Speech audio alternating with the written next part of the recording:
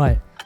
Lewis, welcome to Life of the Poddy, mate. Thank you very much. Thank you so much for coming down on short notice as well, mate. You're welcome. I appreciate it. But obviously we had a little crawl for your website before we come on. And mate, speaking on stage with Tony Robbins. A bit of a blag, virtual stage. Ah. But, you know, bro, Tony's... make it till you make it, be it till you see it, all that kind of stuff. Yeah, love it. Do you think Tony's a GOAT? Yeah. Yeah. There's no one else that could compare. What about Jim Rohn? Cash-wise, I mean, Tony's a billionaire. Yeah, I think it's 6.7 billion is net worth. Is that what it is? Yeah, he's a big baller. Wow. Yeah, but that's the issue though, isn't it? With that space and stuff, like with Tony specifically, like a lot of people say that he's a salesman at heart. Well, I've heard. I don't want to slag off Tone, just in case I end up, rubbing shoulders with him one day. Don't slag him off. Just say what But it is. I have heard some stories from some people that, maybe he's not quite the saint he makes out, but I don't think any of us Enlighten are. us. Hit us all right. Well, I haven't heard exact stories, but just that, behind the set, he can be a bit of an arsehole. Really? Yeah. Oh, shit, this is good. Like a couple of years in the future where they cut up some old footage and go, look what he said. You're getting that, mate. I'm getting that, yeah. Love you, Tony. But yeah, I've just heard that he's like not very nice behind set kind of thing. Treats people like shit a little bit. But I guess when you are like mega famous and you got to protect your energy and you've got like thousands of people coming up to you and you've got everyone wanting, a slice of, you, I guess you've got to keep a certain element of distance, and you probably do become a bit isolated over time and have to be a bit ruthless with, back away, and who knows, that can get very easily, misunderstood. Someone's setting their boundaries and saying, go away, I'm trying to do something, I'm busy, I'm trying to focus, could be seen as someone else's arsehole, but it's imperative for him getting in that peak state to walk on stage, who knows. But yeah, I have heard a couple of rumours, but yet there's also loads of rumours about me that aren't true, so who knows? To be fair, mate, yeah, I can imagine that with him as well. He also goes on that little trampoline, doesn't he, before he goes on stage? Does He also gets into like cryogenical freezing, doesn't he? He's got this little ice box. I tried Every that. morning. Yeah, I tried that. I went to the UPW, Unleashing the Power Within, 3-day event. Sick. I I've got a good story about this, actually. So it was back in 2017, I think. I'd just become a coach for a year. And I was 2 days into this 4-day event with Tony Robbins, sober, fist bumping in the air. And it was like, I think it was 30,000 people, he said, but it might have been a bit of an exaggeration, but there were definitely tens of thousands of people there. Huge. O2 Arena, I think it was. Yeah, it was. And 2 days in, it just clicked, because at the time I was a mindset coach for entrepreneurs. And it just clicked. Oh my God, everyone in here is my ideal client avatar. Like, these are my customers. So I rang up my friend and I said, we need to make a flyer. And then we need to get them printed, and I want you to bring down the boxes. So they did it. They brought, at the end of the event, they brought down 3,000 flyers, and 4 of us we gave one to every single person that walked through the door. We also retargeted people within the area on Facebook ads with a cross-reference of Tony Robbins with an ad of mine. And then I went into their UPW Facebook group, and the word of the day was, that they kept on talking about was, let me try to remember the word. Outstanding. Like, you can't be good, you can't be excellent, you got to be outstanding. And I went in there and I posted a picture of my face in the Facebook group, and I said, I want an outstanding relationship, knowing it was full of women in there. So this post blew up. Yeah. I'm giving out flyers out the front, and they're getting hit by ads. You cheeky little bastard. Well, he didn't know. He's like, I'm a little runt. He doesn't even, It's true, yeah. And flyer at his event, though. Honestly, still to this day, I get people sometimes like sign up for a course. It's like, I first saw Lewis outside Tony Robbins 6 years ago, whatever. Could be a good lead gen exercise. Going to every Tony Robbins event and just stealing his customers. Back in those days, I'd do what I needed to do, and I didn't see him as competition, because I thought, what, I'm so beneath you, Tony. Give me a couple. Yeah. You got enough of the slice of the pie. Hey, what's the energy like at those events? Because I've heard, by the way, just on that, is it a bit of a sex fest? I didn't get any, and I could have, because my mate went, and he told me, Jen, apparently it's a bit of a sex fest. Maybe there's like an after party. Yeah, that's what it is apparently, because everyone's peak stating out, so they're all just like, yeah, you're in my vibe. No, in terms of energy though, it's like you're off your head. So I watched a documentary. I don't know what it's called. I'm Not Your Guru. I'm Not Your Guru. And I watched it with my girlfriend, and I was sort of like, I was open-minded about it, but she was saying it actually looks like a cult. Yeah, it is a cult. Yeah. Yeah. I got one as well. You have, haven't you? Yeah. Have you? Yeah, I've seen that actually. Culture. But the actual, so literally linking back to the event, what is it? So open and honest. I love it. What is you said like it's, like everyone's fist bumping and whatnot, but what is it actually like? So you're not allowed to sit down much. Every now and again you got breaks to sit down so you keep that energy high. Lots of music, but all the best songs that kind of get you pumped. You are literally fist bumping. But he's just saying things that just get you going, and everyone's energy in the room kind of amplifies everything. And there's like a placebo effect, You can. I've been out because I was sober for I think it was 6 years. Slipped up a little bit, relapsed, back to sober now. But I've been out with people that are drunk before, sober, and started like stumbling around and acting like not an idiot, but you kind of vibe off it.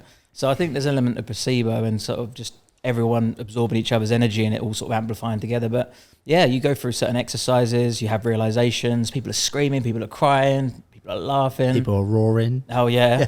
Oh yeah. And I don't know, they've got a tight process just to keep that energy high throughout. They never give you an opportunity to sort of relax and chill, and that's the moment you crash, right? So it's just constant go, go, go. So it's just like 3 days of just hitting it hard. 4, yeah. 4 days. I think it's like a lot of like motivational talks, but a lot of like jumping around, shouting, like a lot of internal work as well, isn't it? A lot of like workshop based stuff as well. Because isn't there like a ridiculous fact of how many calories he burns? Tony Robbins. Oh, yeah. What's he doing there? Crazy, mate. It's something, apparently he walks the equivalent of 20 marathons just while he's on stage. What? And because he's so big or something. He's a giant. Yeah, they said that the pressure that he puts on his legs or knees or something is the equivalent of something crazy, Yeah, yeah. Like he's pretty much unhuman yeah. in some way. Closest thing to. Well, if you got $1 billion, you can. Yeah, yeah. The thing is, he's his reach and his like network and just like the ripple effect of what he's taught people is just like it's like it's kind of like godly. Yeah, it is. Like, it sounds a bit cringy. That's why he gets the cult status. Yeah, You can go back to videos of him in the 70s in black and white. Yeah, And he's saying the same stuff. That's why I think he's respected, because he's been in there from the start and he's earned his right to it, really. 100%. It's like, I looked at a video of Simon Cowell. Sometimes people give Simon Cowell a hard time. So you're horrible to everybody. But he's been that way since he was young. Like, I remember watching a clip of him before he was famous. And he was on some show and he was exactly the same, opinionated, just throwing down what he thought was right, even though he had no, status at that point. Oh, is it status? I'm morphing into an American more and more because my wife's American. Yeah. Status. Status. So yeah, he didn't even have the status back then, but he was still authentic to himself. And I think that's good. Tony Robbins has been like that for 50 odd years. Yeah. So he kind of deserves everything he gets, really. The thing is, he is the GOAT. There is actually no one that touches him or comes anywhere near him. I had a look through like the people that he's coached as well, like presidents, Princess Diana, like I think it was Princess Diana. I think he did the military, like some sort of FBI operation as well. Really? Yeah, and it wasn't FBI, it was like special secret forces. He trained the whole team. Yeah. And he proved how he was able to increase their performance by like 60% just through mindset. And yeah, it's insane. He's got like a platinum mastermind that a few of my mates, or no, I wouldn't say mates, but people that I know of have signed up for. It's a bit unfair. If you're watching, you are my mates, really. But just people you meet online, you connect with, probably never even met online friends. Yeah, online friends. Yeah. And it's 85 grand for his platinum and what does that mastermind. give you?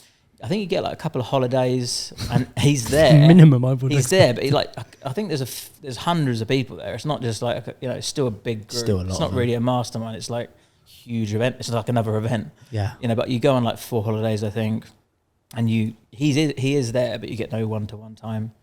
But yeah. Have you been through any of those like workshops and stuff?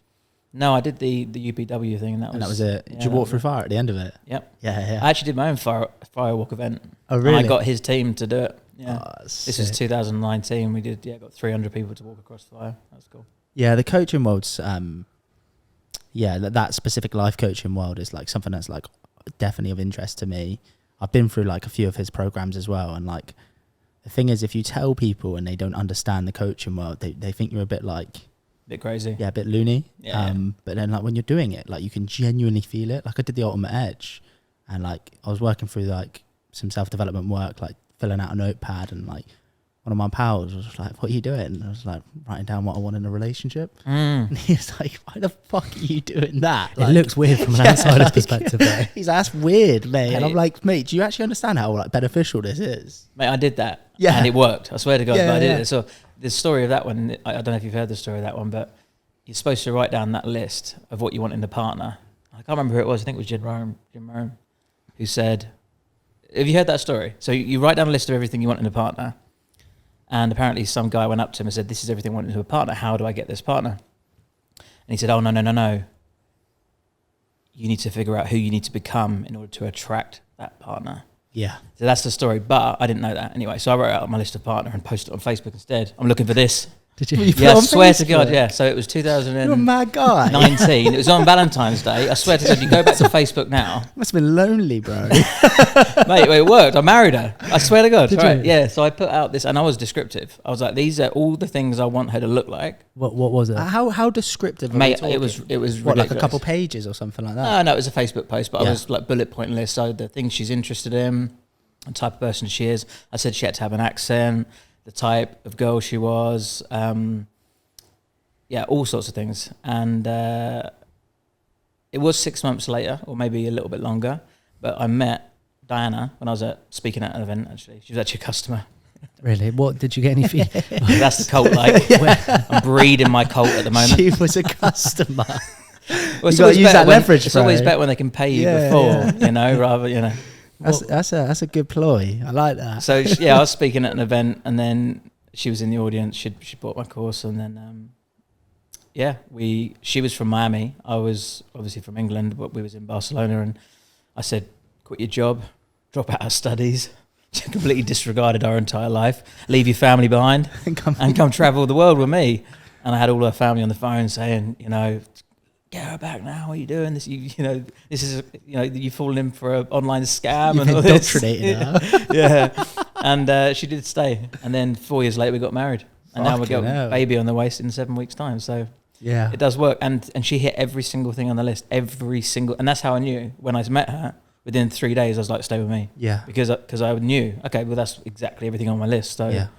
I now know that I don't need to keep on, you know, seeing if this is going to work out, or, you know, because usually people, they don't connect with somebody, or they push somebody away, or they don't pursue something because they haven't really got clarity on what they want, which 100%. is why you have to write it down. But if you've got a list and they tick every box, then you're sorted. It's time to get married. The interesting thing about that is if you had never done that, you wouldn't have known what No. you were looking for. So like, it's almost like manifesting, but not manifesting in a sense of like the secret manifesting. Yeah. It's like, no, actually, I know what I fucking want because I did this self-development work. So when it comes round, like, you ain't going to give it up, if Yeah. that makes sense. And before then, I was doing the opposite. You know, I won't mind admitting that I was meeting people, and within a few dates, it kind of fizzles away, and sort of, I'm interested now, I'm not, because you don't know what you're looking for. Also, when you're dating like that as well, it does get like tedious, doesn't it? Like, say you're meeting like a few girls a week or That's whatever. hard, isn't it? It's fucking... It's hard having all them women. You need a fucking CRM system, bro. Who am I meeting tonight? Do you know what? I've got a couple of these are friends. That one of them in particular is a dating coach, and she does all sorts of. It's a woman as well, which you wouldn't expect. Not that women aren't perfect and everything, but just you know, you'd expect like easy to be doing that. But anyway, she's a woman, and she helps men find dates. And I remember she was talking about whether, I don't know if she offered it or someone else offered it, but there was a service you could pay for. I think it's about 1,500 quid a month, where someone will actually sit on your Tinder and line you up dates every day, every night of the week. That's not a bad On idea, your bro. on your behalf. Yeah. So rather than you having to like sit backwards and forwards finding the ones that are interested, you just literally, you're in your calendar, it's got the notes sheet, you scan through the notes before, check what you've said, and then you turn up. Run it like a That's business. efficient. that's a serious appointment setter right there. That's a good opportunity. Anyone here What's looking the for an comms on that? But if anyone here is looking for an online opportunity, that could be a little one for you That's to a dig banker, into. mate. Mate, I'm actually interested. Obviously, we did touch on it a second ago, but like manifestation, like, do you believe in it? Yeah, I do. I don't look into it in detail. It's not like I'm 100%. Actually, I probably would say I do believe 100% in some form of universe, but I don't look into like, is this God? Is this, I try to keep just a very open mind. But I understand that, if you want something, if you put it in the forefront of your mind, there's a combination of things that happen. It's you understanding what you want, and therefore you're more than likely to take the relevant steps to go out there and achieve it, especially if you believe it, That's why prayer works, I think, because you're, similar. You're praying for something, and because you believe that God or is going to make it happen, then you go out there and you make that thing sort of happen in your life. Not necessarily the fact that it was given to you, but you sought it. So it could be that, or it could be some sort of divine intervention. But yeah, kind of miracles have happened in my life. Obviously, the way I've turned my life around and things, and some of them are just crazy things that I couldn't really ever fathom, to the point where it's like, what?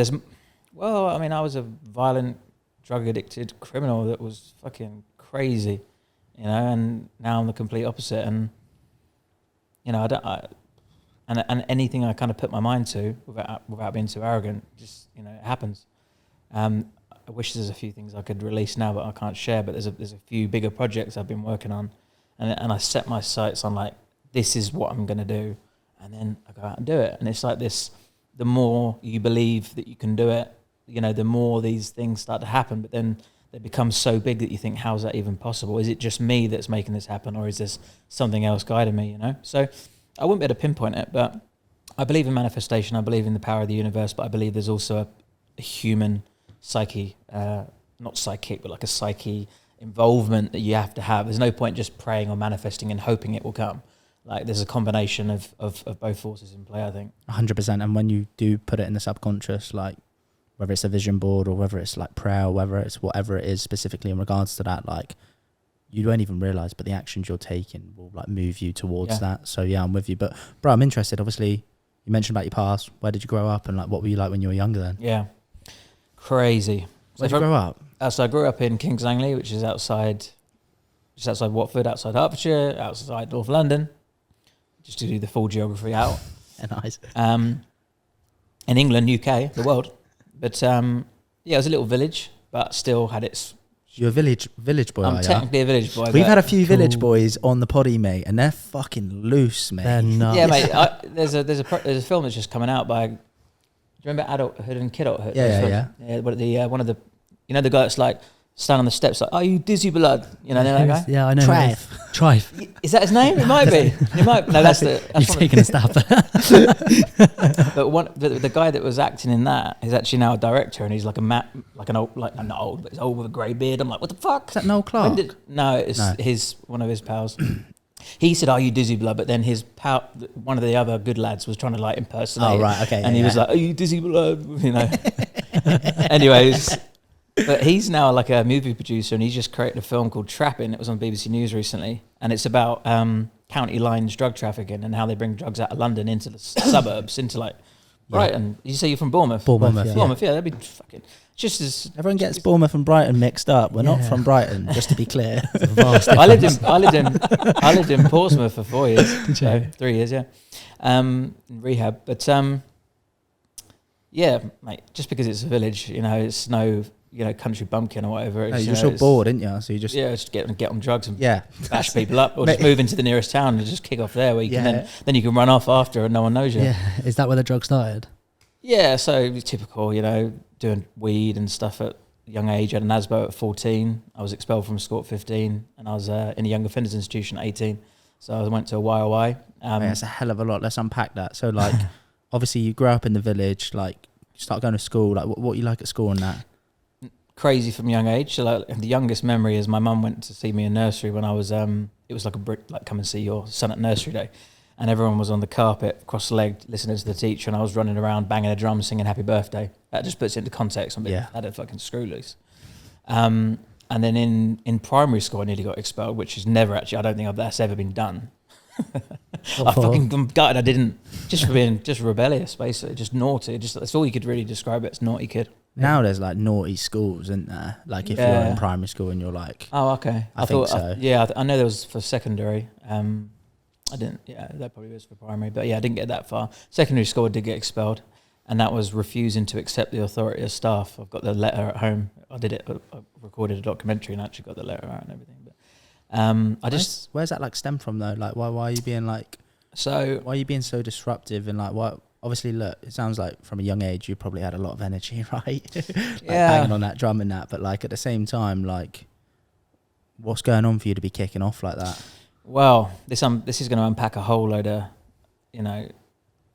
this is going to unpack a bit of context to it all, but I have to skip a little bit ahead to sort of explain it. So when I was 18, I started committing some violent crimes, and they weren't just your usual street fights. They were like going too far, breaking people's jaw, bottling people, all sorts of crazy shit, and I just didn't actually care at all. No consequences. I had no understanding of the consequences or the repercussions or the impact it was having on people. And I went for a pre-sentence report. I don't know if you've heard of a pre-sentence report, but it's essentially what probation make you complete so that they can recommend the appropriate sentence when you go to trial.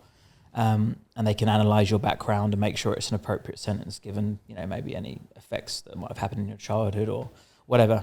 And everybody that's a criminal knows that you're on your best behaviour in that appointment, because that is going to determine the trial. Yeah, partially some of the judge's influence, or her influence. They can decide what they want to do, but they'll reference what probation have said based on, an interview. I turned up and I was just, late, staring this woman out. We didn't like each other, and she was asking me questions, and I wasn't sugarcoating anything. Do you care what you've done? No. And I just didn't. And she sent me for a psychiatric assessment, and I just thought this was routine as a part of the pre-sentence report, but actually it wasn't. And I went to this Dr. Sadler, his name was, psychiatrist, thinking that was just going to analyse me and say that nothing was wrong with me, but they actually diagnosed me with an antisocial personality disorder, which I Googled, and is a psychopath. Fucking hell, mate. Yeah, so stemming back, so the question with psychopathy is, does it come from nature or nurture? Was you born that way, or was it created? And still to this day, I couldn't answer you the question, or even if I am one. So there's a few different running themes. One, was I always this way? I was born a psychopath. Let's just, or antisocial personality disorder. They're both, the clinical term is antisocial personality disorder, but psychopathy is kind of the label that's given. And you can be on, there's a varying spectrum, right? I don't want to go murder people. I don't get those sorts of thoughts, but at the same time, my emotional spectrum is very low. What does that mean, like emotional spectrum is low? As in you don't feel empathy? Not much, no. Okay, cool. Yeah. That must be hard when you're coaching, right? No, because I can see it, because like if you can't hear, you can see better. Oh, you can analyse it more. So I can analyse it, and I can understand it fully, but it's on a logical level. So like, even saying though, right? Like, because like it would be hard to like, for example, like a Tony Robbins, like I'm Not Your Guru. There's that lady that's gone through like the most traumatic experience. So like, you'd find it difficult to find empathy towards that. I get a flicker, but it's just not. It's just very like it'd pretty much be impossible to move me to tears with any kind of. You feel empathy so much, don't you? I do, yeah. Well, that's empath, so that's the other end of the spectrum. What about the like you said then, other end of the spectrum? So you don't feel empathy. What about like aggression or anger? You can feel that because it's more of a stimulatory response. But is it heightened? Yeah, it is. Yeah. But they're also, psychopaths or people with antisocial personality disorder. They're very logical. They've got great decision-making skills. They've got superficial charms, and they're usually the people that are in politics. They're in business. They're able to, go to war. They're able to go. Or how many millions of people is that going to kill versus how many hundreds of thousands of people is that going to kill? Oh, only 100,000. Drop the bomb. Right. Whereas someone like yourself would be like, oh, whoa. No offense. Yeah, no. Well, no, I can't because both are, no, what about him? That's a harsh representation of me. Someone like you, I said. No, I'm joking. But I feel like I resonate more to the side you're on. 100%. Yeah, and everyone's on that spectrum, I think. But, if you commit crime at a young age and there's like juvenile delinquency and there's also trauma that's happened, which I'll touch on as well, you can get labelled, further on down the spectrum to the point where it reaches a point where you are actually diagnosed with being on this. But there will be people that are undiagnosed, which are more on the psychopathic spectrum than me, So anyway, so the question is, was I born with it? was it a product of my environment? Because I'll explain that in a second. Some traumatic things happened to me when I was young. Or have I still got it? And I've learned to channel it into a different area, which, like business. Has it gone? Have I cured it? Yeah. Or am I still a psychopath and just manipulating everybody to make a shit ton of money? The way you said that and stared at us makes me think it could be that one, mate. No, I don't know. The truth is, I don't know. Honestly. I don't know, bro. I don't know. I don't know either, mate. Sometimes I'm still trying to work you out. You've got to question your own motives sometimes, do you? Yeah. You're like, am I actually in this, or what? And of course, like, I'm not saying I don't like to help people. I love helping people, but why am I doing it? Sometimes I think, am I doing this because I want to feel significant? Am I trying to fill some void within? Is it actually about the person, or is it about me? What do you think it is? It doesn't really matter either way, because the outcome is the outcome is still a good thing, right? Something a psycho would say. Doesn't matter.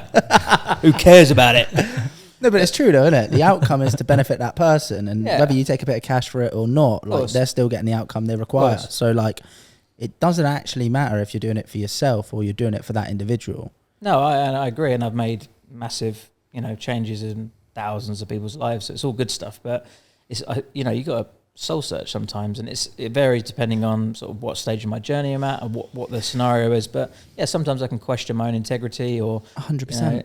I think we all do, mate. 100%. We do this all the time, right? Like we used to smoke green, and like when we smoke green now, like it makes me go super introspective to the point where like I don't even enjoy it, because I'm just looking at myself from like a third eye, in a sense of like, why are you doing that? Why are those actions that? Why is this? Why are you not where you want to be in life? Where's this? Where's it? Just like these continual thoughts. And it's not even fun anymore. Nah, it's not. As long as you've got awareness now. Before it's like ignorant, why not? Like naive. Smoke green and fucking go, I don't know, go smoke some bongos and go and have a laugh.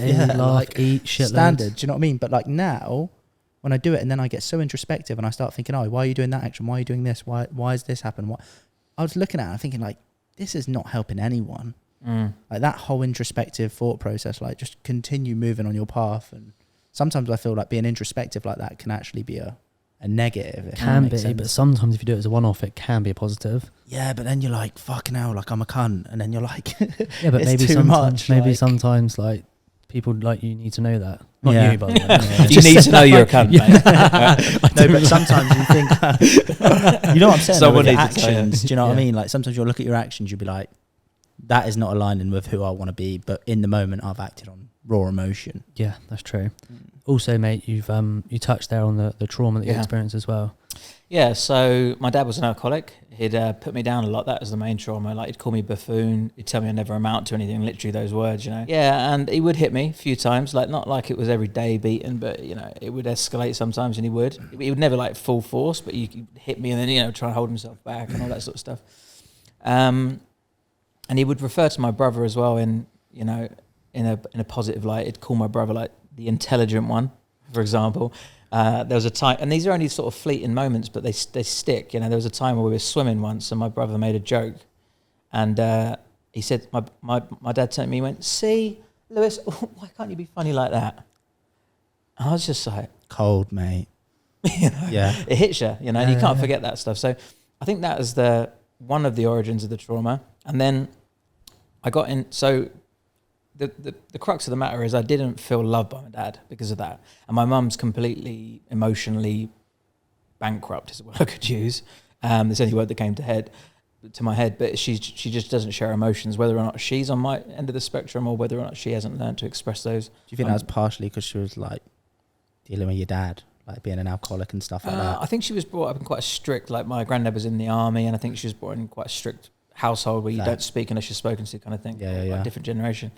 So she's not used to hugging or telling me she loves me. So I'm not getting anyone telling me they love me. I'm not getting any hugs, and no one's asking me how I am, and all I'm getting is like abuse. But they're practically providing for me, and they, I get my dinners made, and I've got all my school uniform, and everything's fine. But then there's missing pieces which I'm not understanding, and I'm seeing this. I'm not loved. It's my subconscious, You're the little brother as well. I'm actually the older brother. Ah, right. Yeah. Okay, cool. Right. So I didn't consciously know this at the time, but obviously I've done a lot of work on myself and I've unpicked this, but I didn't feel love. I didn't understand what love was because I didn't even know how to feel it. So actually I crave significance. That's what I've learned. And I still do now. It's a big underlying driver of everything I do is craving significance, whether it's fame, fortune, influence, or doing podcast. It's a driver for me. And that's because I relate that to the closest feeling I can get to feeling loved. Yeah. So I got into acting, singing and dancing. And Triple threat. yeah, and look, my mum and dad provided for me in that way. So I can't say they didn't try. They can't say they didn't try because they were in their way. They were probably providing for me and being parents to me in the best way they actually possibly could, ish. Probably didn't realise either. Like Definitely not. Yeah, like the My mum for sure. Dad had probably knew something was a little bit off, but yeah, but it's also like when he's probably exhibiting them behaviours or whatever. Like he's not consciously thinking, "Fuck me, my son don't feel loved." Right? He's probably like saying something in stop being naughty, so I'm going to punish him. Do you know what I mean? Those vibes. Because you got to think, corporal punishment, I think that's what it's called, hitting your kid, that was actually legal when I was that age. It's mental. It's only recent, it's changed, so it wasn't even illegal, if you think about it. And then he probably got beaten up by his dad. I know that he didn't like his dad, he told me he hated his dad. And his mum died when he was 16, so I knew he had all sorts of traumas as well. And he was an alcoholic and depressed, and he would literally just come back from work and just go and sit in his room and go on his computer all night until he fucking passed out. So, yeah, he had his own issues, but at the time you don't go, oh, my dad's traumatized, therefore this is not about me. Yeah. So it's all subconscious anyway. So I went out and started, causing all sorts of trouble. Anyway, but I went to acting, singing and dancing, and then that actually gave me something. I was feeling significant. I was on stage. I was doing something I enjoyed. I hit things hard when I do them. I'm immersive. So I was doing something nearly every day of the week. I even did ballet and tap dancing at one point. Believe it or Mental. not. Yeah. I went to jail for GBH, but also did ballet. Throw that one to the works. I bet you didn't bring that up in jail, did you? No, I didn't. We did tap dance on your fucking face, mate. Did that as well, yeah, tap dancing and ballet. Even I was actually in the newspaper called referencing Billy Elliot. I was literally thinking that. Yeah. Do you know that? I was going to say it, but I thought I'll hold off here.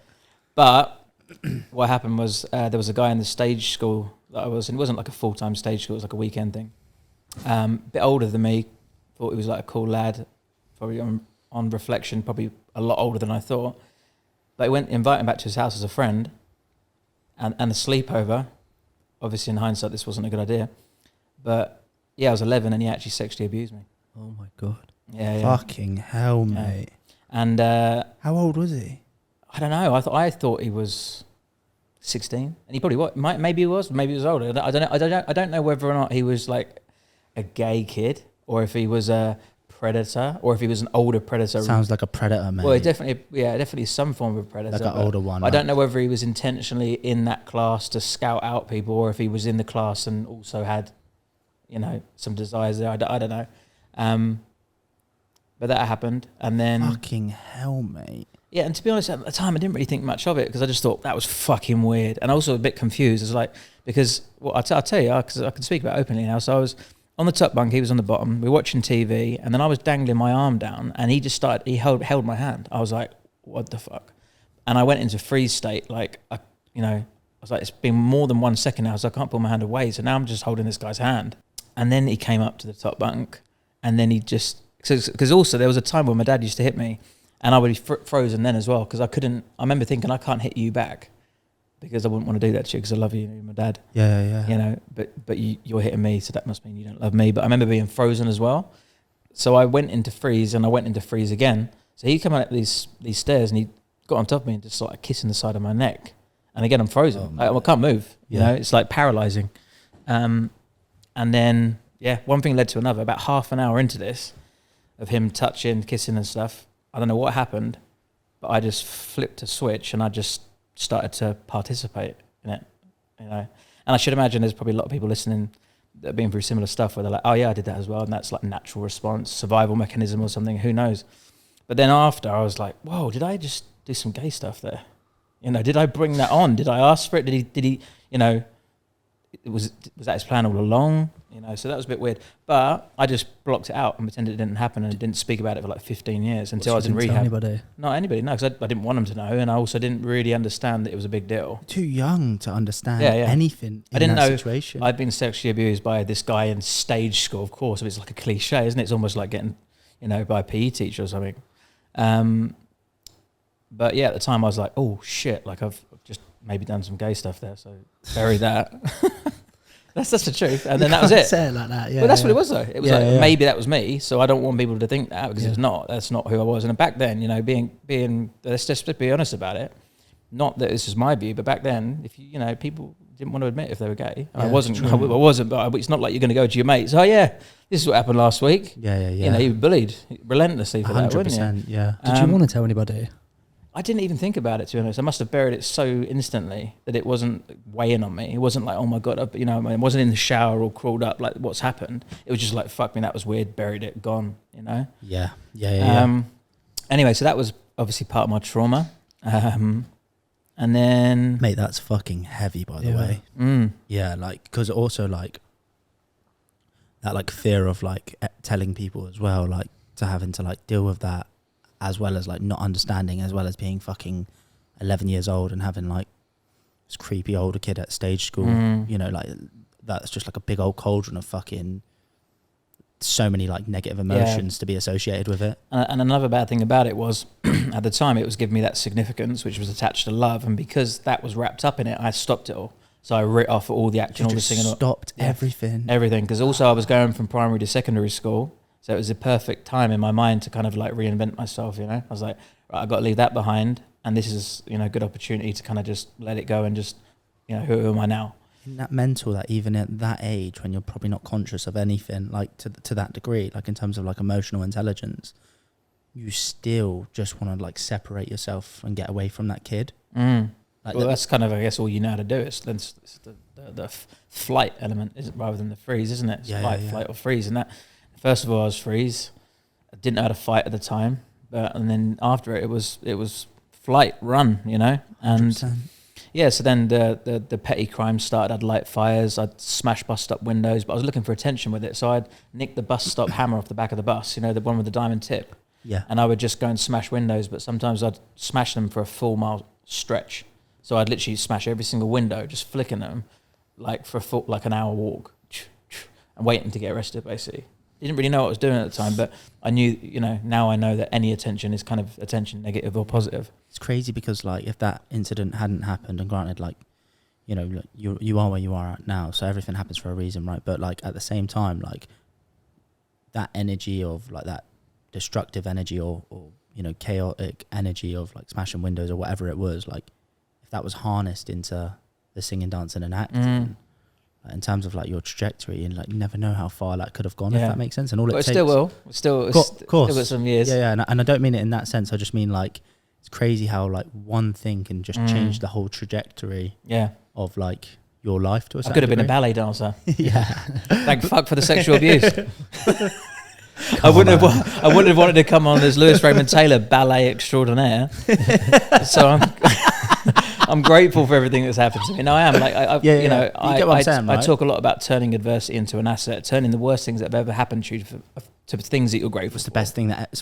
What's Tony Robbins say? What's the worst thing that's ever happened to you, and how can that actually be the best thing that ever happened to you? Yeah. And that makes complete sense, right? Yeah. So you go down this path of like being a bit naughty at school, and that then.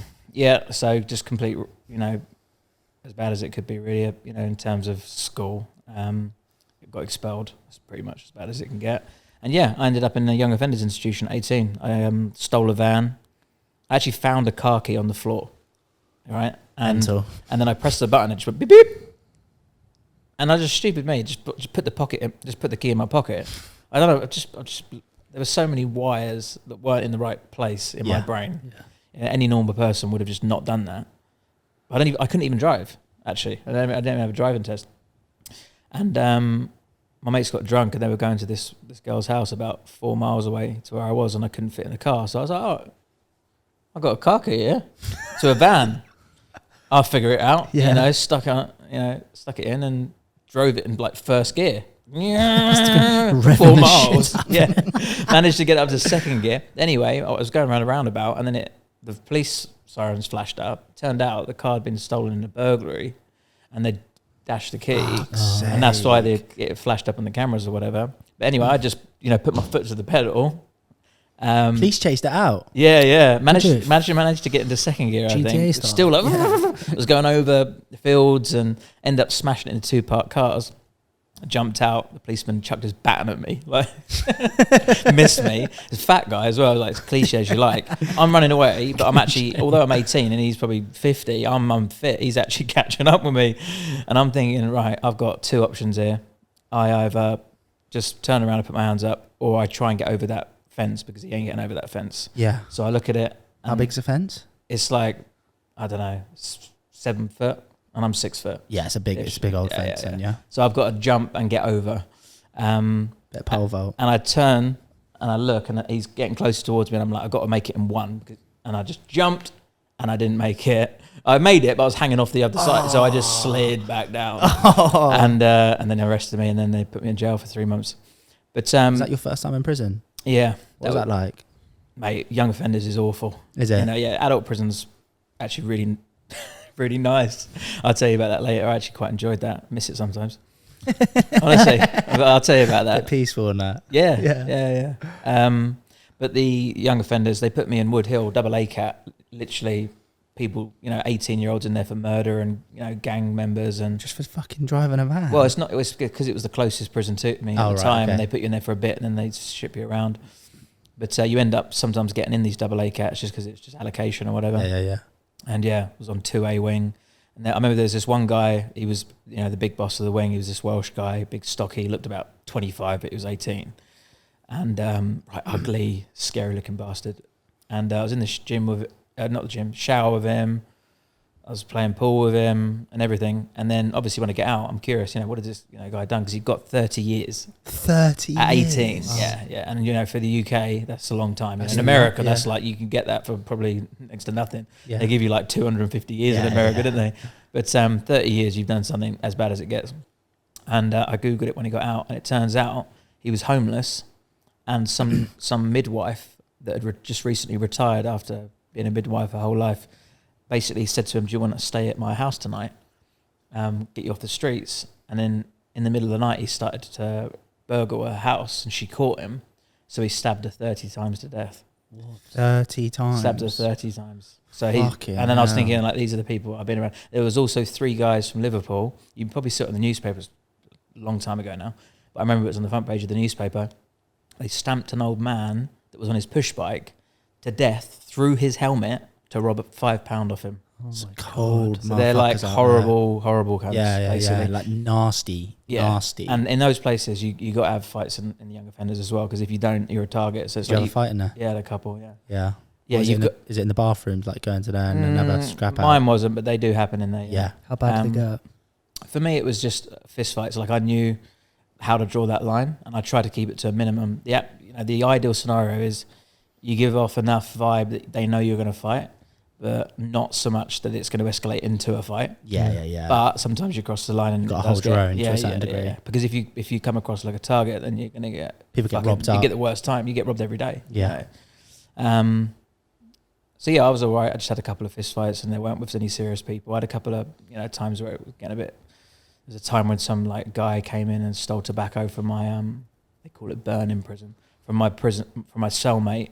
And I had to come out and like confront him, and then that was fucking dramas. Why did you have to? Is that like moral code? Well, he stole from my cellmate, and I'm thinking like, I'm gonna get either blamed or I should have stuck up for him, and then I'm confronting him, but it was just before lock up, so literally I was like, you can't take that, and then they were like, right, bang up, and then everyone got bang up, and I was thinking, fuck, like what's gonna happen in the morning? Because sometimes they rush up in the morning. As soon as that cell opens up, they're stabbing, or tuna cans in socks over your head, or kettle with boiling water, sugar over the face. So I didn't know what was coming in the morning. Is that all happening at that point when you're in there? Yeah. Jesus, the young offenders, mate, it's rueful. Everyone wants to. They're trying to get their sentence up, and also they're kids, right? So they don't understand exactly, and their belief system is wrapped around, I want to make a name for myself in here because I'm nobody else anywhere else. That's what I'm saying, yeah. So even I got wrapped up into it. The first thing anyone ever says to you when they're in jail is, what you in for? First thing. What are you in for? You say nothing, right? And I'm like, fucking sitting in the van. I'm like feeling pathetic. So I'm thinking next time I come back, I'm going to have something worth talking about, you know? What, as in like you actually were thinking like, I want it to be? I want it to be better. Well, yeah, because you'd want to be I can see why you'd want something that was a bit worse. Because you got to think, it was giving me that significance that I craved as well. You know? Oh, yeah. It's I was thinking tapping from into a that. perspective of like, you don't want to get bullied, right? Do you No, know what I'm saying? it's more like, these are kind of my people. I've got nothing else anywhere else, and I kind of like a bit of the thrill of it in a weird way. With that, you know, with the antisocial personality disorder, one of the symptoms of it is like I never get it the right way around. So I'm very risk adverse or not risk adverse. I can't remember which one it is, but basically I can take risks very easily, and I have a low fear threshold or high fucking fear threshold, whatever way you look at it. Low anyway, fear, yeah, low fear. So not to act like some big hard man, but there's part of me that kind of thrives in those environments and kind of enjoys it, gets a stimulation of it, because I don't really get much feeling, but I do get stimulation. You know? 100%, yeah. So if I'm getting like buzz in an environment, even if it's chaotic, like I'm feeling something, and that's actually, you know, the closest to a human experience I can get to sometimes, you know. So I kind of got all confused in the mess of thinking that was good, and then when I came out, that's when I started to become really violent and just doing some really violent crimes, and drinking drugs was becoming a big part of my life. I was drinking all the time, taking cocaine, selling cocaine, 3 or 4 nights in a row without eating or sleeping, just constant. Hitting the bag. Yeah. And it started off just on nights out and then ended up just in the kitchen somewhere, you know. But how mental is it as well? Like at that point, obviously, like from your perspective, like where you're at and like what you're doing, like drug of choice is obviously Charlie as well, which like kind of stimulant, isn't it? Well, not even that. It's just like fuel to the fire, right? Oh, mate. Oh, yeah. Do you know what I'm saying? Because Charlie will make you fucking. Well, my worst one was actually alcohol. To be fair, when I'm on alcohol, I blacked out, and then some other version of me came out. Like, we've got a mate. We call him Blackout Brad. Because when like, I bet his he's eyes so sound and stuff, but when he gets too steaming, mate, Brad, you know what I'm talking about. He gets fucked, and then he can't remember anything, mate. Yeah. Well, for me, it wasn't just blackout, but like my eyes would glaze over. People would say, "You shake me, you can't talk to me whatsoever," and it's like I'm gone, you know, and it's someone else. How much sort of alcohol were you drinking, and how much cocaine were you doing? Depends on how many days it was over, but so say you've done a 4-day stint, like it'd be like two bottles of vodka, 5 to 10 grams of coke, and a couple. That's a big jump. 5 to 10. Well, it depends what night, you know. 5 to 10's that's a steep night. And a couple of boxes of wine. Like we used to drink wine because you get a box of it, and you get like 7 liters in it or something, and you just fill it up, and we just buy boxes and boxes. So it's like hard to tell how much, but it's a lot. You know? And mate, how long does this last for? My drinking drugs was going on for 7 years, and I was partying whilst you're like hitting a Charlie in that, or just it was like the first 6 or 7 hours of the session, then the other 4 days were like in some dodgy room somewhere, you know. But then I also went to Iron Apple and Magaluf, did a couple of seasons out there, and that was just fucking the worst thing I could have done, because I mixed that chaos with partying, which kind of justified it, and it was kind of fun. It was fun. How old were you at that age? 24, so I was like late. Yeah, that's a late season. You're old kid at that. I did look young. I looked young. You wouldn't have thought it. I had like no facial hair. He's got the wrong clobber. No, I was 23, and then 24 was the final one. Did too. So like for those 3 years when you get out of young offenders and like you're obviously, you know, partying, hitting a Charlie, whatever else. Like how are you actually affording that? Like you just working or just shotting Charlie? Selling coke, yeah. Yeah. That was and at the time, like it wasn't a massive amount, but it was a lot for me. So I was like sometimes making 2, 3, even 4,000 a week, or you know, on especially on the sessions, because I'd be the one having it. So everyone that was getting on it was getting it from me. I was just as soon as I started taking it, I started to sell it like almost at the exact same time to cover it, right? Yeah, I was just like, why am I going to pay for this? You know, and it was when Methadone, Meow Meow, I don't know if you remember, that came out, but it was legal. So I started serving it up as a business. I had flyers. I'd go around to the pubs, dropping them off and that. Really? Yeah, but then when it went illegal, everyone started stopping selling it, but I started selling it, and you know, but that was a mad stint as well, because that was some strong stuff. Yeah. So whilst you're selling the Charlie and the Meow Meow, whatever. Would you say you were like the head of the party as such, so it gave you a bit of significance? Yeah, of course. Yeah, I loved it. Yeah, I would. I feel like you're a top boy, right? Yeah, I mean, I was no gangster. I was still in the village, but I had about 4 people working for me. I'd get people to. I'd do it in a very clever way where I'd get it. Well, I got it flown down in the Royal Mail actually. They don't even check it. Yeah, just from Glasgow, send it down in the Royal Mail. For, recorded delivery to my mate's house. He'd get it, chop it up with benzocaine, package it up. Then it'd get sent around, sold, and then it'd come back to me in money. So Soprano vibes. Yeah, so I was getting to the point where, but it was still a small time. Still local area. And you're earning like £3,000, £4,000, £5,000 a week. At top end, What are you doing with that money? Spunking it on alcohol and nights out and clothes and a Rolex and all that That's stuff. the one you got on there. Not this one, no, different one. I still got the same one as well though. Bit of memorabilia, bro. Yeah, but yeah, nothing special, and it didn't. Yeah, I just rinse it. I was also a gambler as well, so I'd spend a lot of money on gambling, and that was actually one of my worst addictions, gambling. Because obviously it's a stimulation again. You got to think, although there's no drugs or addictive actual substance there, to me it was equally as stimulating to see the rush of the potential win or even the loss. I would not walk out of there until I lost everything, even if I won.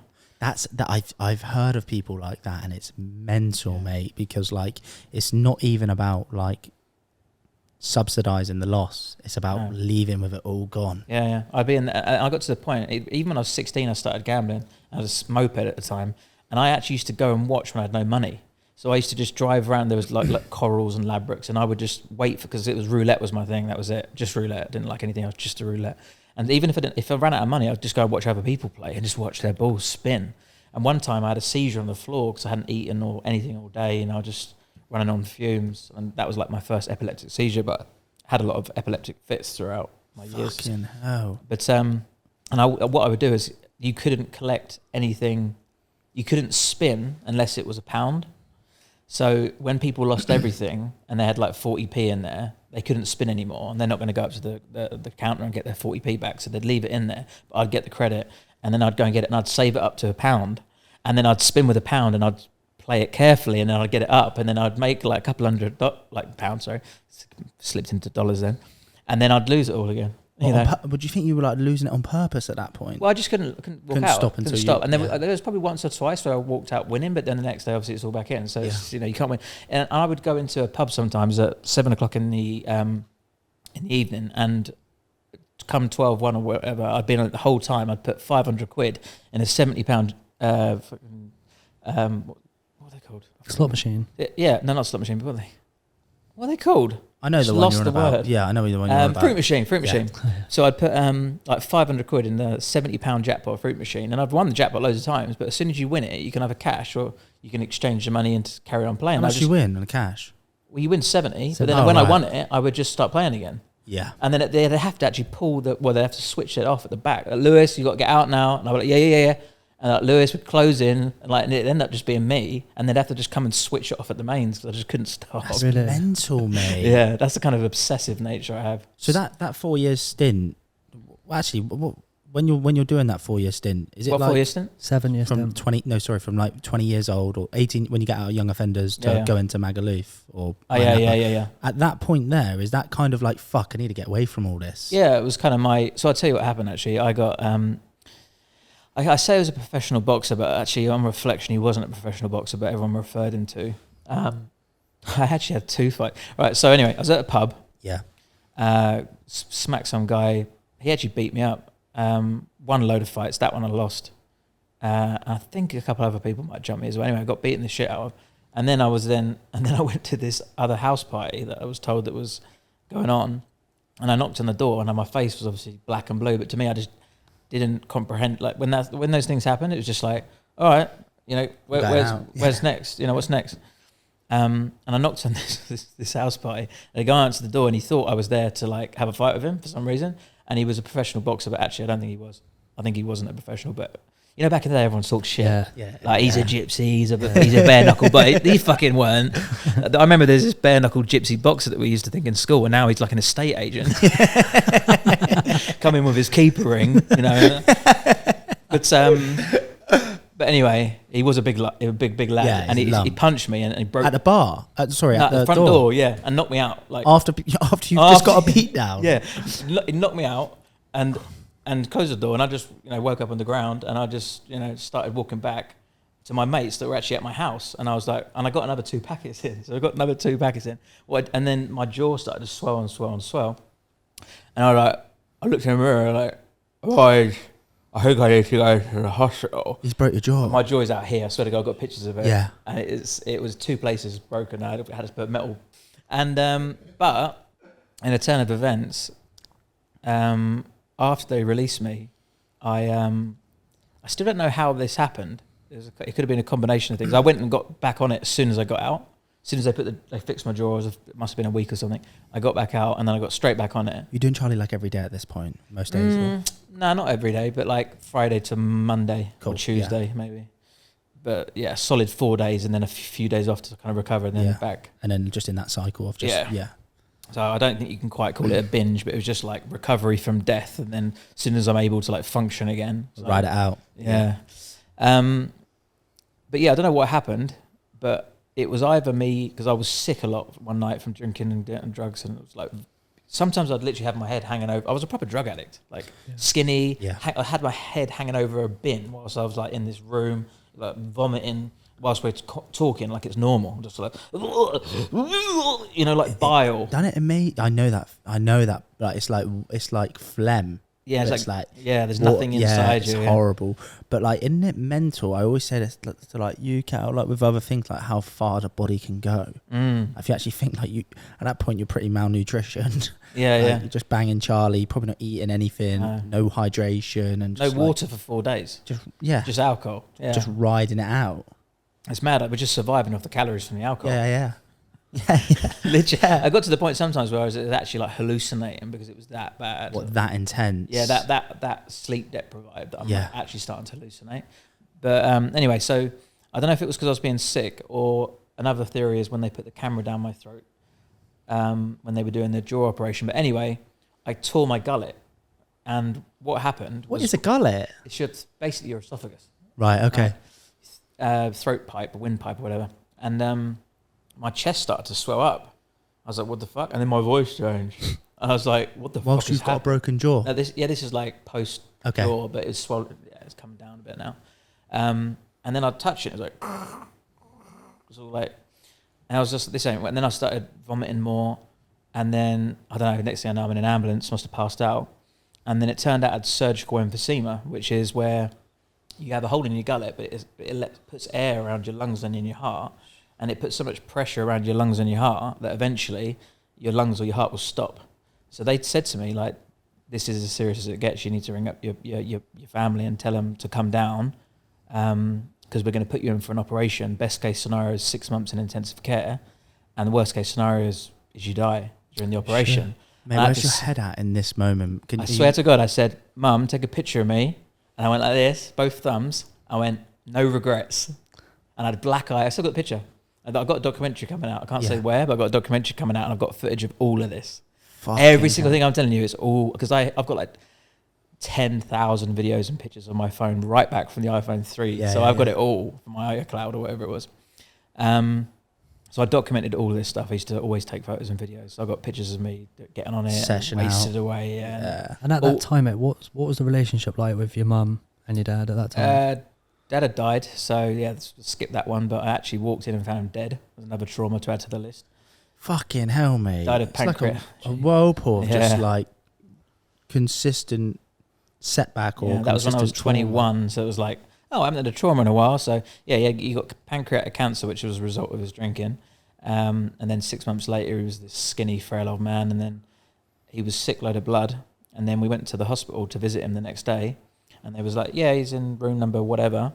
I walked in there. They forgot to tell me he's already dead. I was thinking I was going to see him. And he's just laying there yellow, his mouth open. I'm like, fucking hell. And then obviously I'm just back out on it on the night out on the sesh straight away. What, that night? Next night. Yeah, next night, right back on it like it never happened, you know? So that's another sort of buried moment that I was like, right, trauma, bury it. But anyway, going back to just to complete the story on the surgical emphysema, this is crazy. And this is like one of those universe moments where I was thinking some of the things I've actually had of miracles, you know, because I had to sign a waiver that said that if you're going to go for this operation, there's a chance of mortality. That's the word they used. Because it's so complicated to fix that part. And they said we're going to have to put a tube in your throat to breathe, a tube in your bowel to eat from, and your intestine to piss from, or whatever. And because if you get anything that infects that, it will kill you. So to let it heal, you have to just keep it completely isolated for 6 months. So I thought like and there was a chance of a colostomy bag and all this stuff after. Mate. Just crazy stuff. And I didn't care.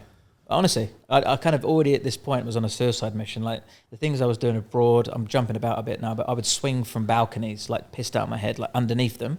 Like if I dropped, I'd die. Do you think you wanted to die at that moment? I think there was parts of me, oh my God, I've missed a massive part of the story. Hit us. This is probably one of the worst traumas. So, and I'll have to remind me to come back to the... Sure, we will, don't worry. The jaw, just to finish it off. So when I was 17, 17, I got my first girlfriend, and it was like the golden ticket. Everything. It's love, significance. I went around her house. She's got a family. They're cooking me dinner. We're watching stuff in front of the TV. They're laughing. They're joking. She's got sisters and brothers. And I was like, oh my God. And it just completely opened my mind to what a family was and what love was. And it felt like it gave me everything.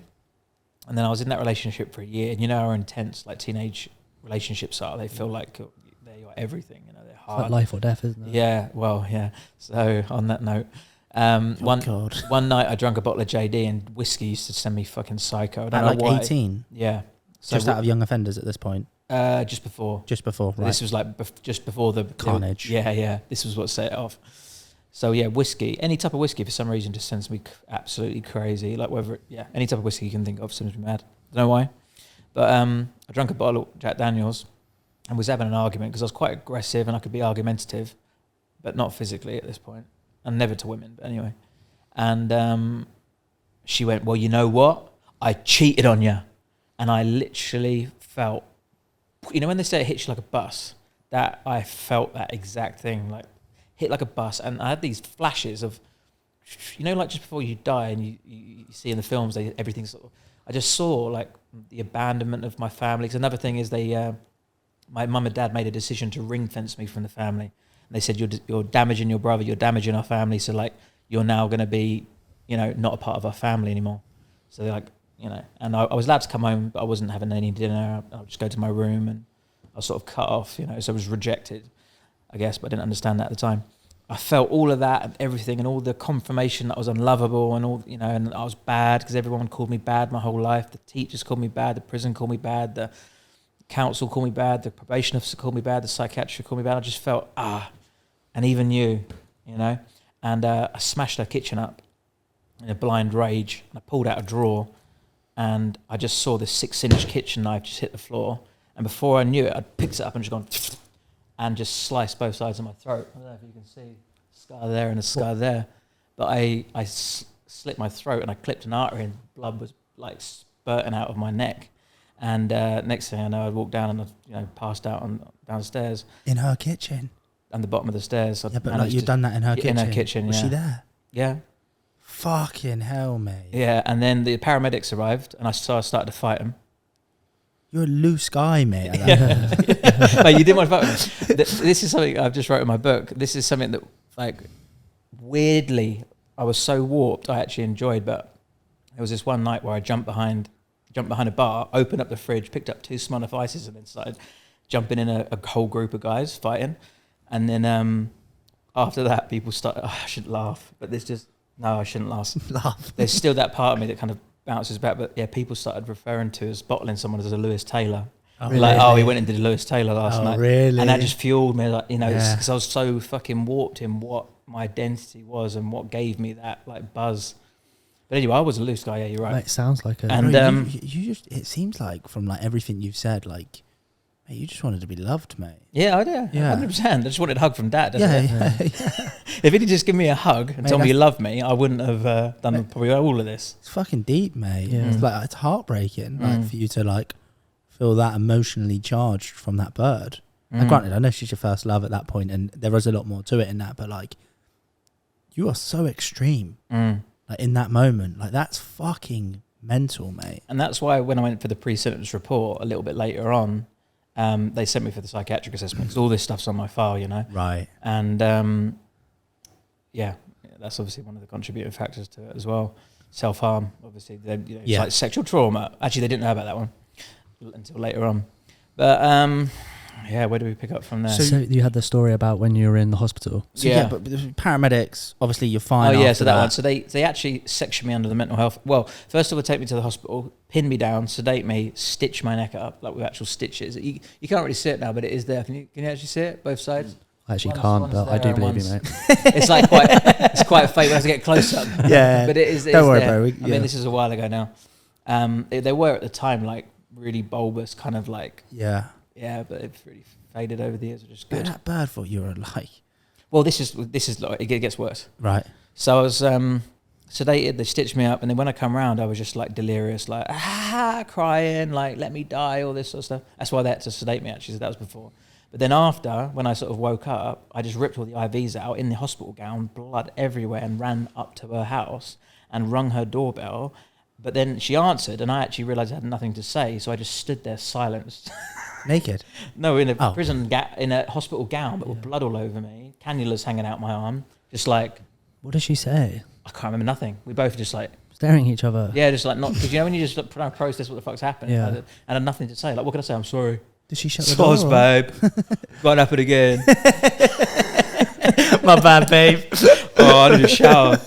And then I got arrested. Did she shut the door? I think she called. I can't remember. This was when I was 18. So it's like, going back 15 years or whatever.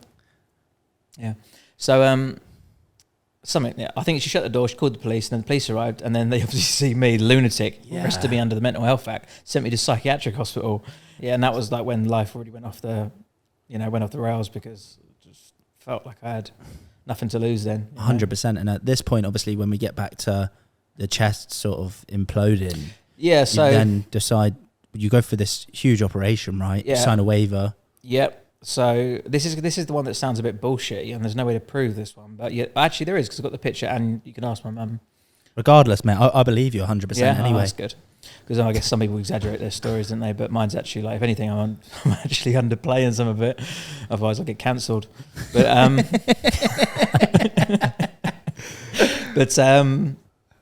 yeah. So what they did is they put me to sleep for the operation. I'd already signed the waiver. Yeah. I'm thinking best case scenario is 6 months in intensive care, and worst case scenario is I die. And they went, "You're not even worried, are you?" And I was like, "No." And they went, "Your heart rate hasn't changed at all. Like my heart rate was exactly the same." Normally, there's like when you're about to go under for that, they obviously see a spike in your heart rate, but mine didn't change. It's another psychopath thing. So I probably do have some form of psychopathy, but I've been able to channel it and not allow it to dictate my behaviour. It's a complex one. I did a whole documentary about it. It's coming out soon. I'm bothered to watch it, to be fair. But this is what happened, and this is the miracle moment, right? So they put me under, and then I just woke up, and I had all the doctors around me, and they were like, "Lewis, you had us all surprised. We've never seen that before. We put the camera down your throat to do the operation, and the tear in your throat had basically just closed." What? It's not like it had healed miraculously, Yeah. but it was a nip that was letting in air that was causing that air, but it closed. So they just sewed it So back it stopped. up. No, they didn't even have to. So it basically just was able to heal. It wasn't like a big gaping wound, yeah. so it was able to close. So it closed. There was no more air going in. So therefore, it just about making sure that air came out. And I was on antibiotics, like really deep ones, and I'd lost like 2 stone, and I was in there for about 2-3 weeks or whatever, and then I got out. But at that, before I went down for the operation, I said if I live through this, I'm going to travel the world. Who did you say that to? My brother and my mum. Okay, cool. Do you like any sort of like divine intervention? Like at that point, were you like fucking praying? No, and, like save not really. me? No, I said no regrets. Yeah, fair. I was live fast, die young kind of mentality, you know. But yeah, so I said if I get through this, I'm going to travel the world, and then unfortunately that ended up being Einappa and Magaluf, because that was going to be my stop. Yeah. And then I spunked on my money and couldn't get anywhere further, you know. So you fly out straight after the operation, yeah, and get sorted. You fly out to Einappa. Literally, and those stories we just haven't got the time to go into, mate. But I was fighting with mafia. I got slashed in the back with a knife. We definitely got time to go into the fight with mafia, bro. Like, and I know the score, by the way, because when I went out there to Malia, I did Malia as well. Crashed one of the quads. Oh, okay. And them guys are about it. Yeah, they come after you. Yeah. They've got no police. The police don't really operate in those parts. It's just locals. We hid it in the mountain, but like one of the guys. Did they not take your passport? They took IDs at the end. Okay. And then when we went back there was a couple of us that had lost quads, but mine had I've pretty much written it off, even though that's shit anyway. And the guy we saw on the night out the night before, and he was like, yeah, like sound lads. I was thinking I nearly had a fight with you, mate. But because of that, we were able to get away with it. But man, I was panicking because the week before, I'm pretty sure they'd like.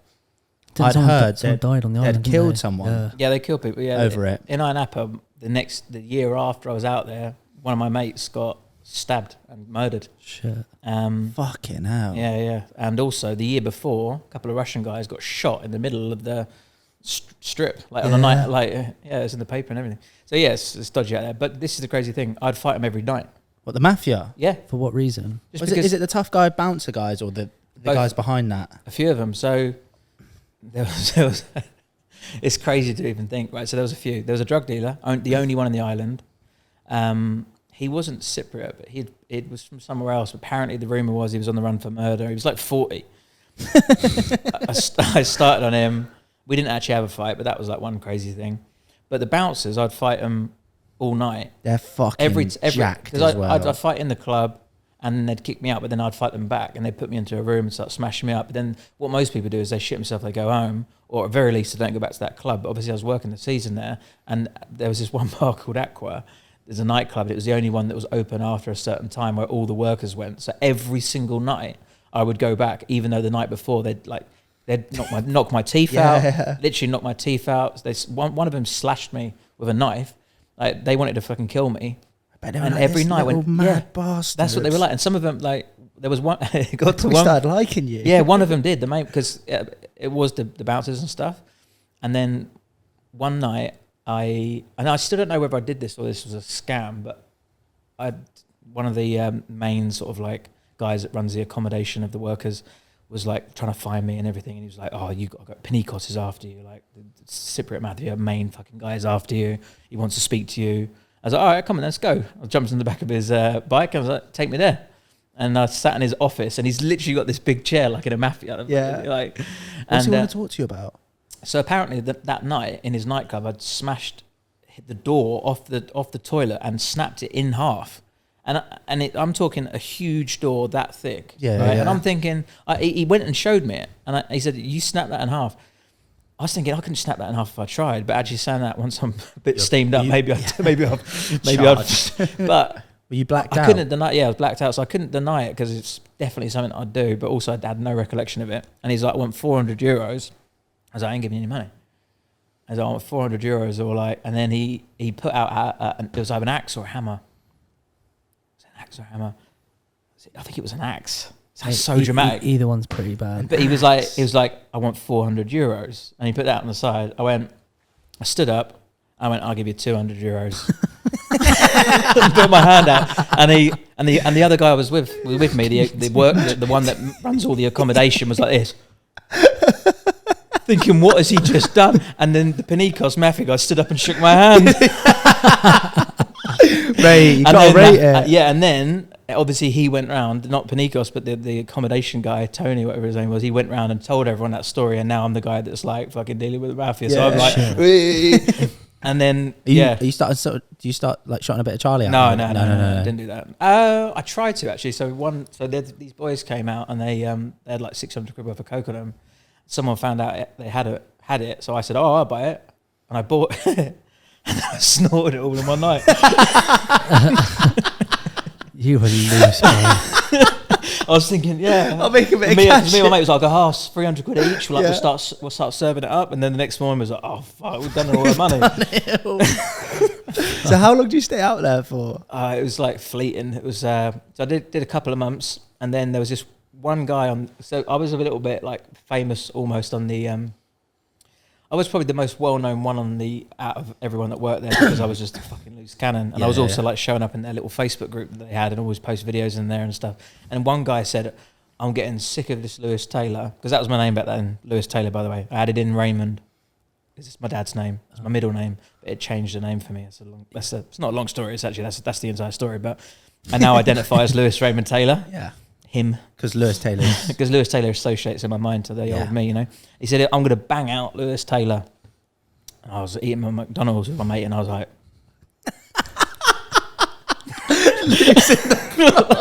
like, "We're going there now."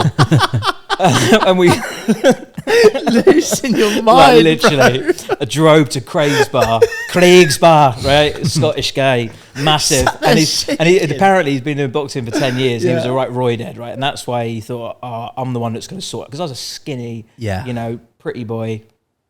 Don't mind saying, but like pretty boy skinny. You'd never expect it from me as well, And he thought he was going to. I walked, and I don't like telling too much of these stories, but I feel like it's funny, based on the energy, I feel like it's okay to delve into this. But I don't usually tell like the war stories of the fighting, because I don't want to come across as that guy that goes, I knocked him out and then I knocked him. I don't. Very rare I share these stories, but anyway, we're into them. So I pulled up on the scooter, flipped my flip flops off because I was like, I can't fight in them. That's going to be a pain in the ass. I went, come on in. He walked up to me, and you come up to me, like, confident as you like. And by the way, I got this on in the documentary from someone else sharing it, not me. Is he bold? Huh? Is he bold? No. I was just wondering if he was bold and tatted up. Like, so usually. Yeah. He was tatted up. Like one of those, like, typical, like, roidhead roidhead guys. Yeah, he is. Like, he was that, but he just had hair. Juiced. Because he was probably only 22 or something. Oh, right. It flicked his fag out. And then I went straight up to him and just literally punched him and knocked him clean out to the point where he shit himself. Fuck off. Swear on my mother's life. He shit himself. He shit his pants. And then some guy can do that. One shot at him. He's and like, what's going on? Some mate out there's just shit himself. Literally knocked out. And I was like to the others, it's done. All of his mates. And they were like, the fuck's happened? It's like, shit himself. Yeah, because literally like the main ringleader's on the floor and like passed out, like almost shitting himself to the point it was coming out the bottom of his shorts. I love that. After you've done it, you've got to start this. Yeah, I said it's done because I didn't want them to start kicking off as well. Really, I did. It's like because they're like, he challenged me. It's done. It's it's it. He starts coming round, and then his boss comes out with pepper sprays us all, and then he gets up.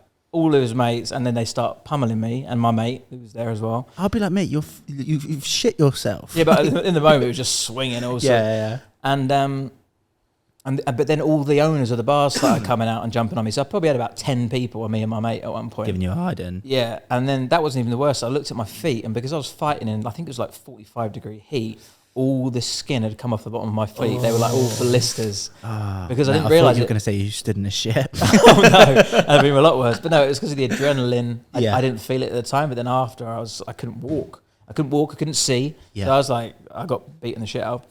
And then because I was obviously punching bar owners and all sorts of stuff, after that, it was a real sense, when we got away after, it was a real sense of, everyone is now looking for you. Like now it's most wanted. Get killed. Yeah. So 5 stars GTA. I flew out to Magaluf and did it all over again. Well, you just fly straight from there to Magaluf? Yeah. You got a bit of change from the just beforehand? Yeah, just said, fuck knows how I did that actually. So you flew to Magaluf and then just did it again. How long were you there for? Spent another few months just fighting again. Hell, building up the reputation again. Yeah. Like, where's that? Any Scottish around here? No offense to Scottish people, that was just a reference. You've come back. So when you get over there, you working in bars and doing the standard usual stuff again? Yeah, so I'd sell tickets to events. I'd go into like knocking on doors in the hotels and go in like, do you want to come to this club tonight, and sell tickets? And one of them guys. Yeah. Also, I'd do PRing as well, but I didn't last. And by this point, my alcohol was getting so bad. I just wasn't good. I used to be really good at PRing, like getting people into the bars.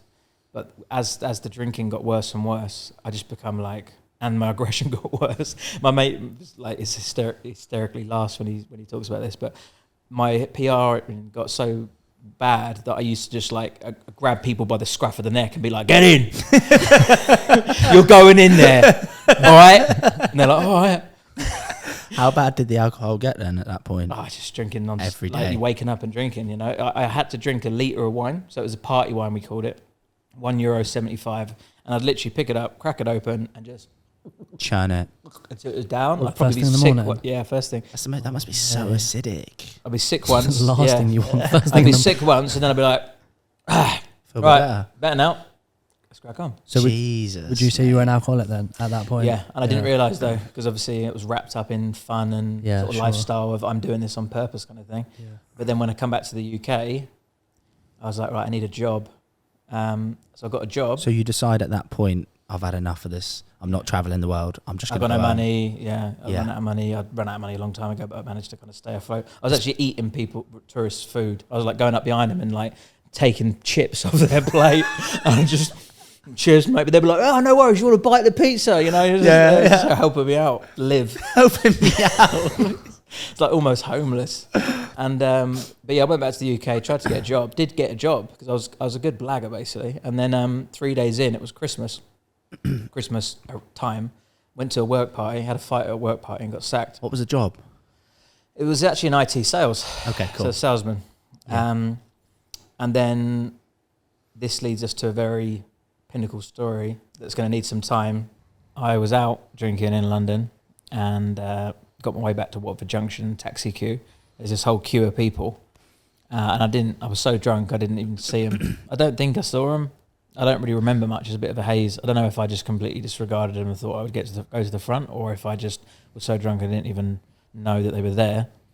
But I tried to get straight in at the front, and then this guy starts shouting in my face, calling me an arsehole, I think, and just grabbing me by the scruff of the neck, I think. He's a bit older. I think he was late 40s. And when I think back to this guy, I have no idea what he looks like, because all I can think of is my dad. Like, actually, his face. Wow. And I swung and hit him, and he hit the ground, and the thud was, you could tell his head had just hit the floor, because it was a thud. And then I walked over to him, and then I saw this big, slow, dark trickle of blood coming out of his head, and I thought, I've killed him. I looked up, saw the CCTV camera right on me. I thought, I'm never going to get away with this. That was the truth. That was what I thought. That was how I walked. Didn't think about him, thought about myself. So I put my coat over him, thinking he was dead, and put my hands up and waited for the police to arrive. Police arrived, they put me in the back of the taxi. Cheers, lads. Drop me off at King's Langley, will ya? No, this is... I shouldn't make jokes around this part, because... So, lads. But yeah, so my mate came up to the window, was like, is he dead? He was like, I don't know. And then everyone was rushing around and ambulances came, sectioned it all off, all that sort of stuff. And then eventually they drove me to the police station, and I was like, was he dead? They wouldn't tell me, locked me up, wouldn't tell me, in the interview, wouldn't tell me. Mate, that's horrible. So you must have thought you were going down for murder. Yeah. Yeah. And also, I wasn't sure, but I knew it was bad.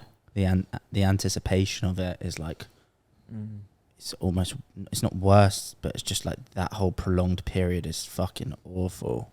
Yeah, they're playing mind games. And they didn't know as well, actually, because it turns out he didn't die, obviously. Wouldn't be here now. But they didn't know because he was in a coma. So he was in a coma for 3 days. He had a brain hemorrhage. That's why I really shouldn't laugh, because, looking back, it's looking at it from an entirely different standpoint, and I know it's wrong. And you also, like, some guy grabs you by the neck and you whack him. You don't think that's even a possible outcome. No. Because, do you know what I mean? And I know people that have punched people and killed them. Yeah, like... A few. But it happens. But yeah, it never goes through your head. Do you know what I mean? It's not even like a potential outcome when you smack someone. Do you know what I mean? No. Especially when you're like skinny. I was skinnier than I am now. A lot skinnier. You must have had a mean right hand though. Well, I had long arms, I think, so I just got a lot of leverage. I was fast as well. My mate would say that. He said, like, even when you're really drunk, it's still quick. Yeah. So I was still able to. But So you obviously get arrested. Anyway, yeah. So it turned out they told me in the end, and then I got arrested for GBH, grievous bodily harm. And they put me in prison. I would have got 3 years, but if you plead guilty, you get a third off. But I pleaded guilty at the scene, and I've never heard of them doing this before. But they actually gave me half off, so I actually only got 18 months. So I got 18 months sent to prison. And when I went in, I got to use the phone. I rang up my friend. I was like, what people are saying about me. Because, again, it's still fueling the only part of me that kind of exists, which is the ego and the significance and the sort of notoriety of my crimes. That's all I had. Yeah. That persona. Yeah. So although I, wasn't proud of what I did, I kind of just wanted to get a buzz off what people were saying, even if it was negative or positive, just to feel like I was seen and, just feel anything, really. And he said, well, you're on the front page of the paper. Boorish and violent. Didn't even know what it meant at the time, but it's referring to a pig, like a boar. Paralytic man jailed, and then it read in there like I was troubled, and I had 10 convictions for 19 different offences. So it was like racked them all up over the years. I didn't care about that. And then they said, but there is a picture of you that your friend took of you the day you were sentenced outside the courtroom, and a picture next to it of a picture of you outside the exact same courtroom 7 years before, with the caption above it, "Nothing changes." Right. And that was it for me. I was like... What, literally in that moment? Yeah, well, no, first of all, I was like, what the fuck, you cheeky bastard? Because he was nearly just as bad as me. The one that said it. He's worse than me now, actually. He's just come out of jail for 3 years. But anyway, I thought, what do you mean nothing changes? You know, but then I thought, actually, he's right. Nothing has changed in 7 years. I'm actually still doing the same thing. And how old were you then? 25. It's like a harsh, like, wake-up call almost, isn't it? Well, I realised I was doing the same things over and over again and expecting a different result. That's the phrase I've now learned. I think it's an Einstein quote, actually. Yeah. And I realised in that moment that if I wanted my life to change, it was me that needed to change. I never thought of that before. It's crazy how, like, my whole life, I'd never realised that I was the problem. I'd always looked to blame everything and everyone around me for why my life was so difficult, or I was just the way I am. I never thought that A, I was the problem, and B, if I was the problem, that I could change that.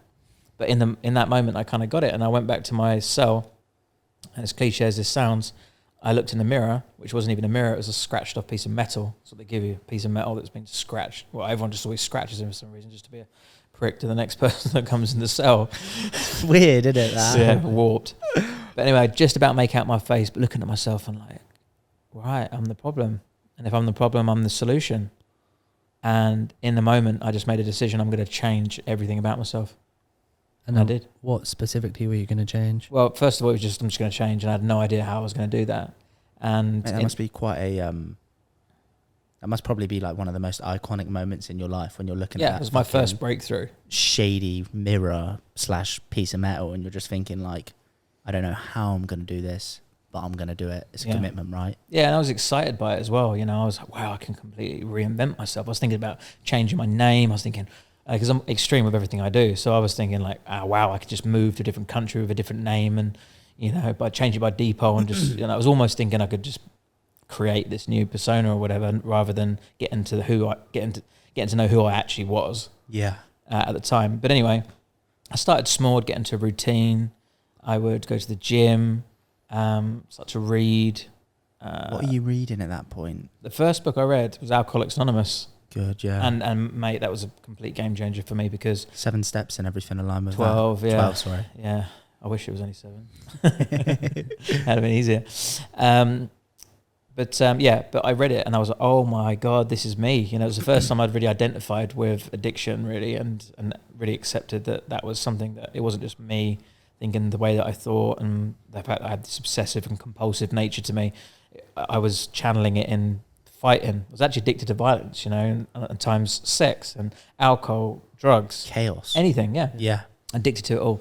And, you know, alcoholics are the same with alcohol. And I also, you know, went on to do Narcotics Anonymous, which is the drug version. But so anyway, I identified with that, and that gave me some hope. And then I signed up for this RAPT program, which is Rehabilitation of Addicted Prisoners Trust. It's like a 6-week rehab program inside prison. And I would start listening to their workshops, and I was like, because at first I just thought this is going to be a load of bollocks.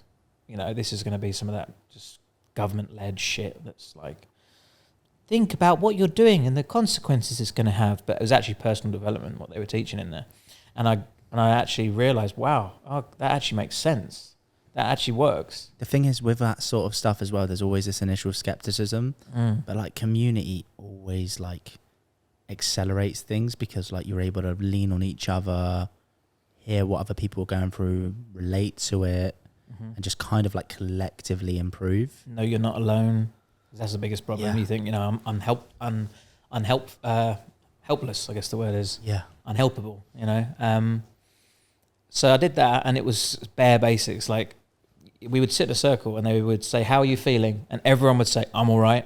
Next person, I'm all right. Next person, I'm all right. Next person, I'm hungry. The next person, I'm all right. Nobody knew about how to feel. So they'd start to give us like sheets of paper that had all these like feelings on them. And then they'd be like, all right, well, I'm a bit frustrated. You know, we'd start really at like child level emotional intelligence, because, you know, I think that's part of the problem with criminals. You know, they're emotionally stunted for one way or the other. It's also difficult because you're all men and like older men, right? Like even like now, like we struggle to talk about like our feelings, right? My missus is always saying to me like, communicate more, talk about your feelings, and I'm like, I don't want to. Yeah. So like in a prison with like other people that are in a similar position to yourself, like especially when you've got to put on a bit of a front as well. But these guys are like a little bit different. Yeah. It's not like they've all chosen to be there. For sure. So it's a bit different. But still like difficult to open up in front of random blokes. Oh yeah, no one was sharing this story at this point. It's not like they were like, this was just more learning and connecting, but it was there. No one was kind of pouring their heart out at this stage. But I got a flavour for it, did that for 6 weeks. Also signed up for the education. You can do maths and English in there. So when you're in prison, you've got two choices. You either work and you get a job like cleaning or cooking or clearing the grounds or whatever it is, and you get paid £9 per week for that. That's crazy. That's tough. Or you can do education. They pay you £10 a week, extra quid. I'm in. So, but not just that, but I wanted to do education. So I signed up for maths and English, functional skills level 1, the equivalent of a 10-year-old. And I went in there and I screwed the paper up, chucked it. I said, I'm not doing this shit, even though I was the one that signed up for it. Why do you think you did that? Well, this is the thing. I don't know. But at the time I didn't know. But then this sweet, I always call her a little old lady, and I told her about this and she wasn't very happy, but I do call her a little old lady. She was a little old lady, but she probably doesn't think she is. She probably, you know, in her own self probably sees people who are a bit older than her as a little old lady. Anyway, I saw her as a little old lady. She's definitely old. She's like 60 or 70. Yeah. Lovely lady called Susie, but I just wanted to paint a picture. Right, sweet. Come sit next to me and just said, what's the matter? And I actually don't think anyone had ever asked me that before. And I just blurted out, I don't understand. And then I thought to myself, hearing the thought, I thought, I don't even know what they're teaching today. I've not even tried to. I've not even looked at the board. I've not even looked at the paper. How do I know I don't understand? And then it kind of hit home to me that I was scared of not understanding, you know, and I was sabotaging, because if I tried and I failed, then I'd prove my dad right at being the buffoon, because that's what that is, by the way. It's like a jester. That's what the buffoon is. Right. It all stems back to the daddy calling me stupid and calling me an idiot and, you know, never amount to anything. And she supported me and she was like, no, you can do this. And then I started to do it. And then I started acing it all. I think that might be another American saying. Sorry for pushing that in. But I started acing all my exams, and then from there, it's an easy ride. No, but I passed all the tests initially. And then I was like, can you give me something else to do? Because I want to learn more. She's like, what about pi? So she taught me pi. And I was like, I'm going to memorize 100 decimal places. She's like, okay. The next day I come back and I was like, 3.141, 592, 65358, 979, 323, 8462, 643. That's actually it, by the way. And I memorized it to 100 decimal places. And then I came back and memorized it to 500 decimal places. And it's like, no way you can do that. And I started writing it out on the board. And then all the other education teachers came in and watched it. And they were like, what the fuck? So and that was the first kind of glimpse that I got of, I'm not actually stupid. You know, I can do these things. People are praising me for it. But then there was this one exam that I was doing. And before it, I got nervous because of the whole, it's gonna like reveal if I'm stupid or not. And I punched a wall. It's crazy, isn't it? I punched a wall because of an exam. It's just like emotional reactions, mate. Like it's like it's almost like embedded, isn't it, in your behaviour? That's all. That's all I could express. Yeah. In my household, the only emotion that was ever expressed was anger, and the only emotion I'd ever expressed was anger. So the only emotion I could use in any scenario was anger. Violence, right? And violence, yeah. So I punched the wall because I was scared of my exam for proving, because I didn't realise, but it was because I would have proved my dad right of being the buffoon and stupid and whatever. And they took me in a taxi with a prison officer either side, because they don't actually have hospitals in a lot of prisons. And took me to the hospital, and they drove past my village, right through it. And as I looked around, I just felt this wave come over me, as if no changes had been made, as if I could literally just step out there and straight into the pub and just carry on with my old mates like nothing had happened, even though I was making these changes inside of prison. I was kind of thinking, when I get out of prison, I'm going to change my life and do things differently. But then I realized, oh shit, I'm nowhere near changed. And that was great because it gave me the insight. It gave me the insight of you've just begun. How mental is it that in that moment as well, they drive through your old village as like, you think, oh, I'm changing. But like in reality, like you've just hit the tip of the iceberg stuff, right? Exactly. And then I went back to this, so I was still doing the RAPT program, and a guy from a rehab came in, was like a guest speaker, and he said, oh, there's an option to do this rehab down in Portsmouth. Yeah. But you've got to apply for it, and it's quite hard to get into. You've got to like fill out all these questionnaires and why you should be accepted. And it was 20 grand grant, £20,000 for a 6 month stay in Portsmouth to be rehabilitated. And it was an optional choice. I could have just been released from prison, or I can get released from prison and go to rehab. And I was like, that's what I need, because I need to get away from my friends, my area, my old identity. And I know that I'm just getting started, so I need to learn more. So I applied for it, and I was surprised I got it. And then that again confirmed the extent of the issues. I was still a bit in denial, still thinking, well, I'm not that bad, you know. I think someone else will probably get it over me. And then when they accepted it, I was like, oh, so I must have some issues then, because they're letting me in and they give me 20 grand for this. And loads of other people must have got declined for it, you know. It's just a selection process. They picked me up from the prison gates, took me straight to Portsmouth. Like literally, they don't let you even walk out for a minute, because they know that, you know, that 1 minute could be enough for me to run away or do whatever. And they put it on my bail conditions, on that probation license, that I had to be there as my registered address. So it now become like a legal part of my probation. So I couldn't get out then. So I had to stay and I had to complete it. Obviously, I go back to jail for the other half of my sentence. That's how it sort of works in the UK. And that place was torture. It was worse than prison. Why? They break you, because I thought they were going to teach me how to not drink and not take drugs, but they don't mention it pretty much at all. And what they do is they break you down by getting you to talk about all your trauma, all your feelings, to the point where you realise the extent of the chaos you're creating on yourself and other people. We had Tom Gosney on, who runs Gosney Pizza Ovens. I don't know if you know that company. Big company, great guy, proper sound. But he went to rehab as well, and he talked about it on the podcast. And like, was it 6,000 pages? I can't remember. I can't remember. A few thousand, but maybe I've fucking super exaggerated that. But he had to write his entire life story out to like deconstruct and understand. Yeah, like, that was part of it. Yeah. And was this when you started speaking about the previous trauma? That was the first time. Yeah. So one of the things they did is they get you to share your story. Mine wasn't 6,000 pages, but it was just a couple actually. But it was enough to get all the bullet points in there. And how hard was it sharing the trauma, considering you'd never spoken about it? Interestingly, it wasn't that bad, because obviously I was in an environment where everyone was doing the same thing, and this was a couple of stages after a bit of defiance, what I'll share in a minute. But when I did share it, what was really another breakthrough moment for me was everyone's jaw hit the fucking floor, and they were like crack and heroin addicts and homeless people, and I was thinking, oh my God, you guys are surprised by this? Fuck. Like, I must be traumatized. This must be a real fucking shit story. Because part of me was in denial, and that I was kind of creating it. I wanted that. I lived that life because I chose it. Didn't really fully understand the extent of the trauma or the things that I'd done until I spoke it out loud and saw everyone's reactions, and kind of, it hit home. It's kind of like recognition, right? Yeah, that actually, because I was still thinking, like, I almost had imposter syndrome of being in the rehab. Like, what am I here for? Yeah, I'm normal. And actually, the first time I walked in there, I was looking at everyone like, oh, you scumbags. You know, I'm trying to look for reasons why I'm not like them. I was looking, they're trainers. I hate their trainers. I'm not like you. Anything. I got a nice bit of clobber. Like, but I didn't know. But I still, you know, I was wearing a prison tracksuit. I was one of the only ones that came from prison. You know, so I was probably the worst in there, in some respect.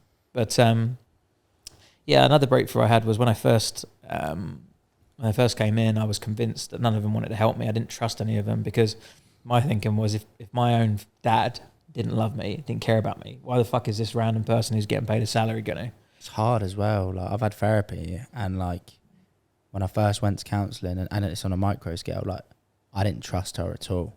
And like that sense of meeting someone new who's there to help you, like it's quite hard to like appreciate, if that makes sense. Oh, of course, yeah. And I was the opposite. Like, I didn't appreciate it at all. I was like calling them out on it. So one time I was in a group therapy session. I said, I know what you're doing. Cross smiles. I know what you're trying to do. You're trying to brainwash me. You're trying to brainwash them to be like you, to be like all the normal people. Don't want to be like you. I was just like fucking warped in the head. I actually preferred my life than normal people.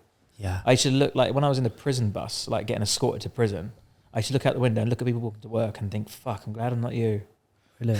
That's the kind of, because I'm either on one end of the, or the other, black or white, you know. Yeah. And even prison and all the chaos that I was in, because it was extreme, it still felt meaningful in a way. But I would hate the idea of average or mediocrity, normality. It scares me, that does, for some reason. It's just like we've talked about on the podcast, like being stagnant. Wasting your life. Just a horrible feeling. Dying and no one knows. I'd rather be fucking dead broke and trying than like sitting in front of the TV and not watching like the news at 5 o'clock after 9 till 5. Like, I'm not dissing it. Just for me. I am. Yeah. Don't do it. I'm enjoying the coaching masters instead. Coach your way to freedom. But yeah, mate, so you go through this huge process of like almost like self-discovery, right? Yeah, well, just on that moment when I said they're trying to brainwash me, one of the counsellors looked at me and she went, Lewis, your best thinking, your absolute best thinking has put you into prison and now into rehab. Maybe your brain needs a good wash. And I was like, oh yeah, my way doesn't work. Yeah, my way's fucked. You're actually right. I'm 25 years old and I'm sat around like cracking heroin addicts and homeless people. This isn't going well. Yeah, and I don't do crack or heroin. Yeah, but yeah, I'm got the same repercussions as them. So I mean, not everyone was quite on that level, but there were some. But so I thought, okay, I actually realised in that moment my way wasn't working, because somehow I'd convinced myself that I was still in the right and I still knew what I was doing, but I was consciously making those choices, just really warped in denial. I was making steps out of it, which is why I was, choosing to go to the rehab and stuff, but at the same time, still had the barriers up and didn't really realise what was going on. But she said that and I realised, okay, well, you're right, my way doesn't work. So the alternative is I'll try someone else's way, which was the rehab. So I just made a decision then, this is why I'm here. I'm going to fully embrace the rehab. I'll do everything you say. And it was tedious. Some of the stuff, like morning affirmations, 9 a.m. Every single morning, 9 a.m. you walk into a room and they hand you a piece of paper and you got to say, I am statements. So it's like, I am happy. I am powerful. I am brave. I am loved. And you pass it around in a circle. And when you get the happy one, and by the way, when you say it, everyone goes, yes, you are. Yes, you are. And it's hard for like a guy like me to sit through that, because I'm like, oh my God, what the fuck have I signed up for, And now I've got to do it, otherwise I go back to jail. And then when you say happy, it's their cue and they sing a song. I'm H-A-P-P-Y, I'm H-A-P-P-Y, I know I am, I'm sure I am, I'm H-A-P-P-Y. Like next person. In it like school. Fucking hell. No wonder you thought you were being brainwashed, mate. But then, I'd be like, this is intense, mate. Here's a plot twist. You started feeling happy. I walked out the room and I felt, you know what? I feel actually a bit better. Yeah.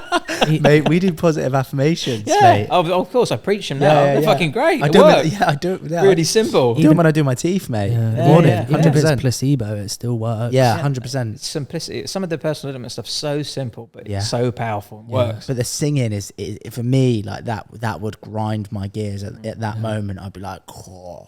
My missus now, like, because we lived in Bali for 3 years, skipping ahead a bit.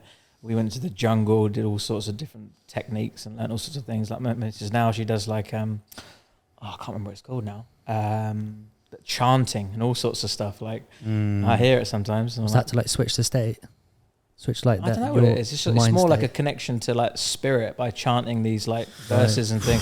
There's a whole other level. Yeah, there's different levels to it. But anyway, I did rehab. I was in there for 6 months and learned so much about myself. They broke me down. The one poignant moment was when I was in a one-to-one session with a counsellor called Lisa, and she started talking about my dad. Risky territory. And I was like, don't. It's such... Have you seen the film Good Will Hunting? Yeah. No. Oh, God, it was this. It was that. It was that. It was exactly that. Like, it couldn't have been anywhere closer. She was like, it's okay. I was like, don't. I can't. She's like, it's okay. You can trust me. I was like, don't. And then eruption. And I just went, why was he so horrible to me? And just started bawling my fucking eyes out, like snot everywhere. First time in years. And I realised I've been beating myself up my whole life for that, obviously. It's obvious now, retrospect.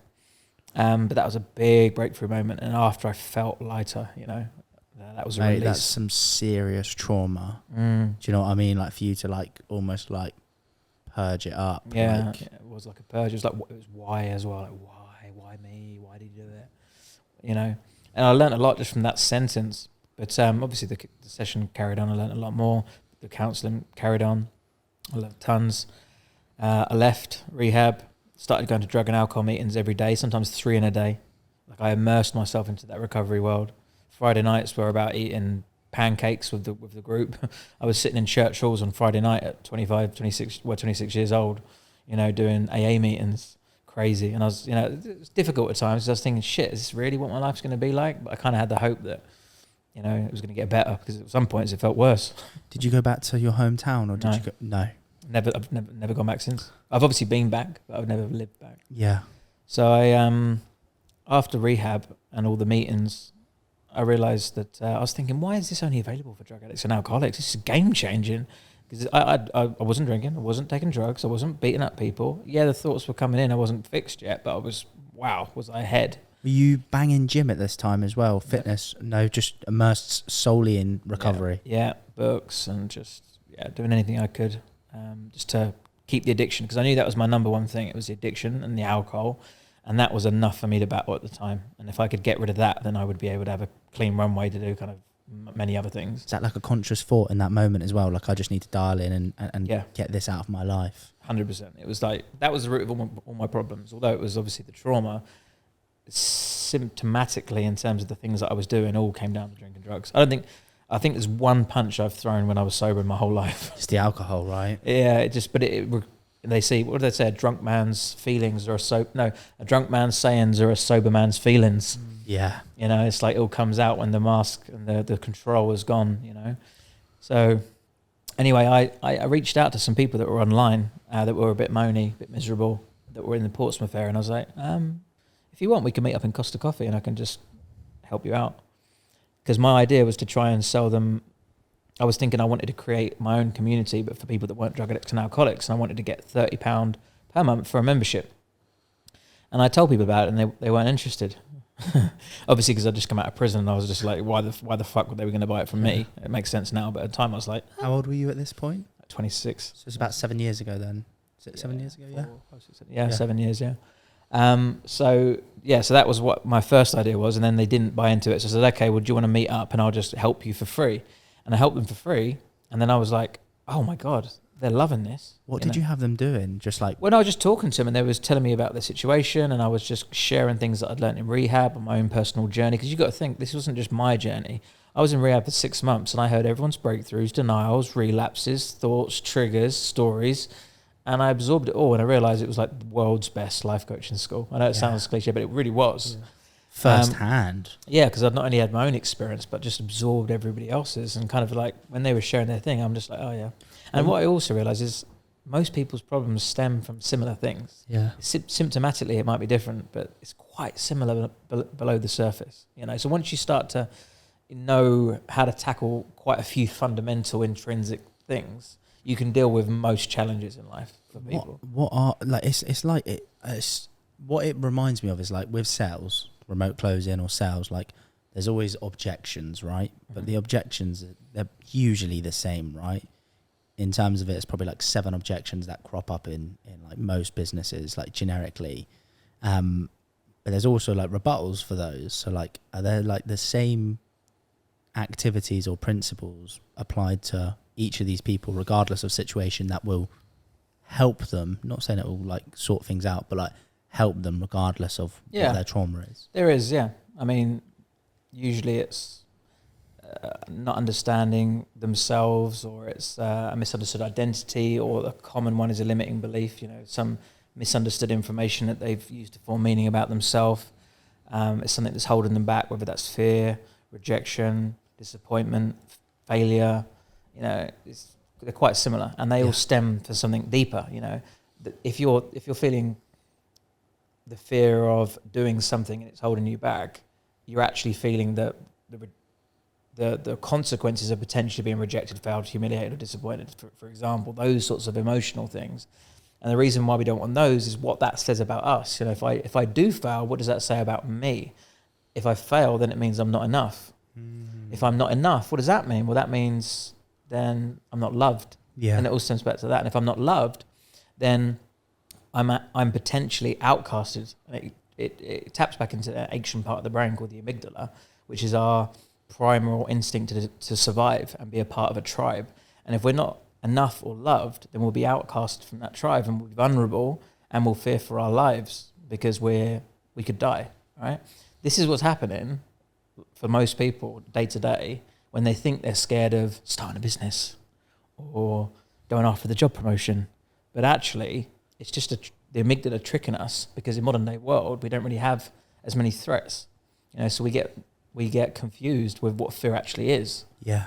And when you can actually start to understand where these stem from and you can bring people's awareness to it, and specifically their scenario where they've created those stories along the way and those limiting beliefs, they start to shift, you know, and it breaks that limiting belief and they can then form a more empowering belief that will change, that will create a different story and a different narrative about who they are, what they want to do. And they'll realize that fear is just an illusion. It will start to dissolve.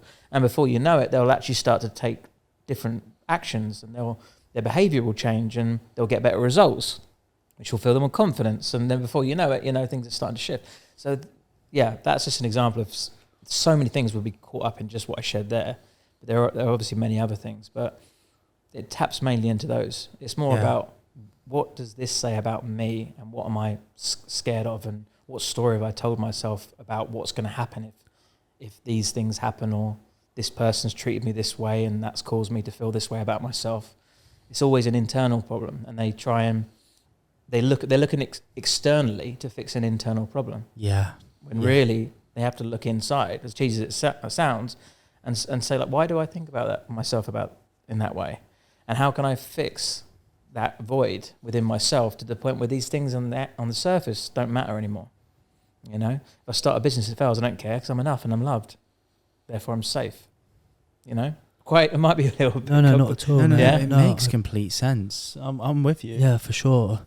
Like, so you mentioned as well, like you were trying to seek like your £30 off Yeah. people. So I helped these how people. Does that roll out? I helped a bunch of people, like 6. It was like 6 exactly. And then I said after the first session, all right, I'll help you for 6 weeks. If at the end of the 6 weeks your life is better, then you come and join my membership. And after the 6 weeks, I changed a lot of their lives in small ways. Like one of them split up with a toxic partner. One of them battled with an eating disorder for years. They sound like big ways, bro. Okay, big ways. But it weren't like out sort of make $1 million or whatever.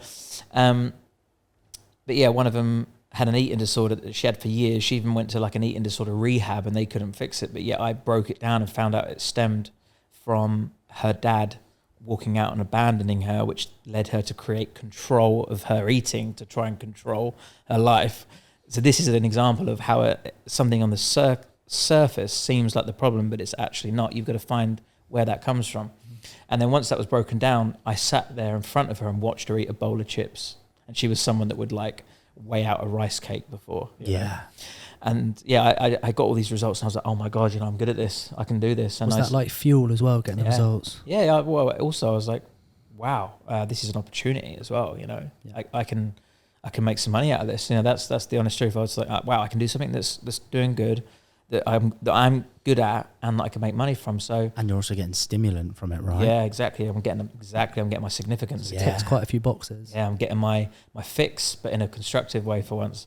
I'm feeling significant, exactly. So I did online research, and then I found out about life coaching. I didn't even know before. I called myself a personal development mentor, did a qualification, and then within 7 months, I'd made 100 grand. Wow. So I was like, holy shit. And I come out of prison on a £50 discharge grant. Then I went on employment support allowance and I got £50 a week. Then I got supported housing benefit.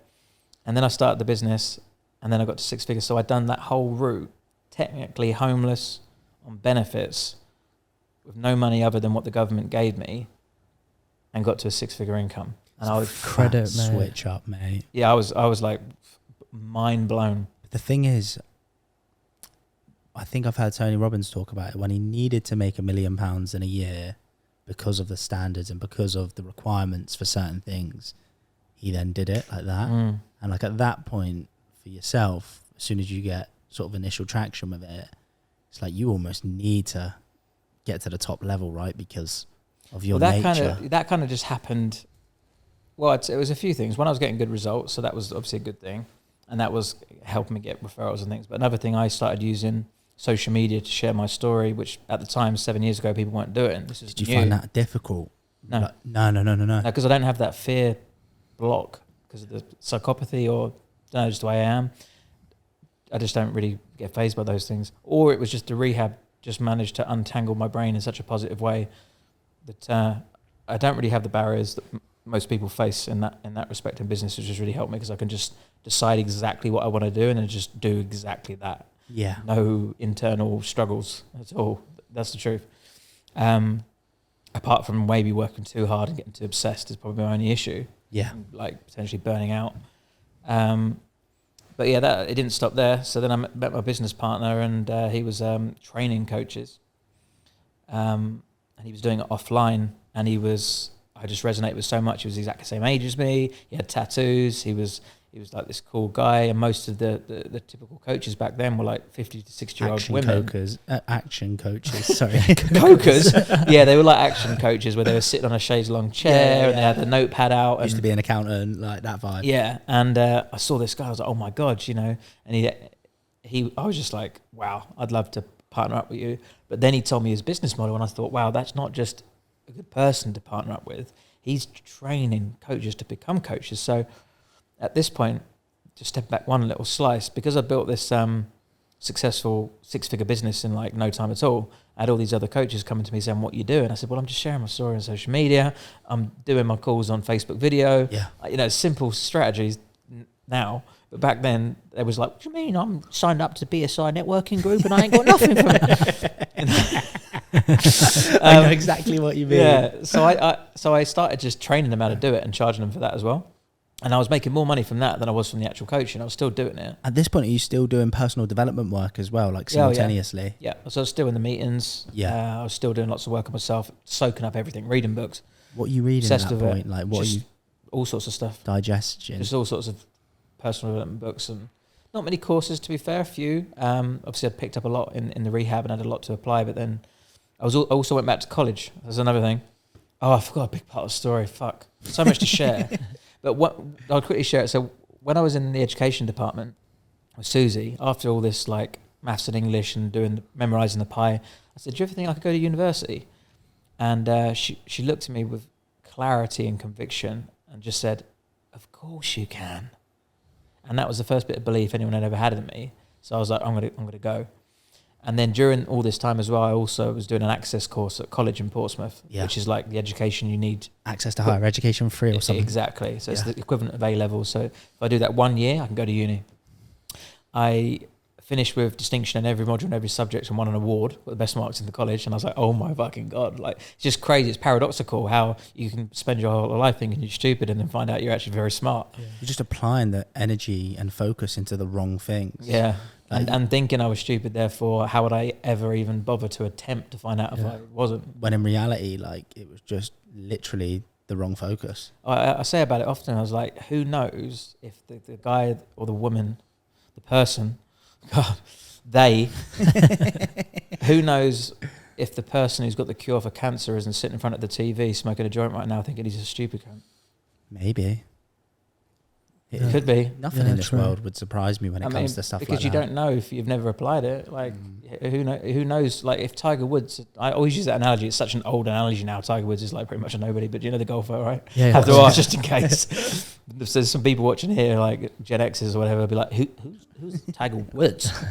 If he'd never swung a golf club, he never would have known that he was going to be the best golfer of all time. Yeah.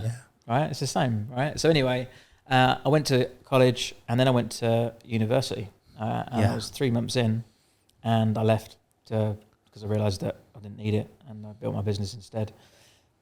During the summertime in the middle, I'd travelled for 3 months around Asia, went to do the travelling that I didn't get to do and did it sober. Still running the business just remotely, right? Well, that was it. I didn't initially think about it, but I did. So I started to do my clients on Facebook video before Zoom was even a thing, and Facebook video had only just come out as well. So even people didn't even know that existed. Like I'd call my Facebook video and they'd be like, "Oh, hello," you know.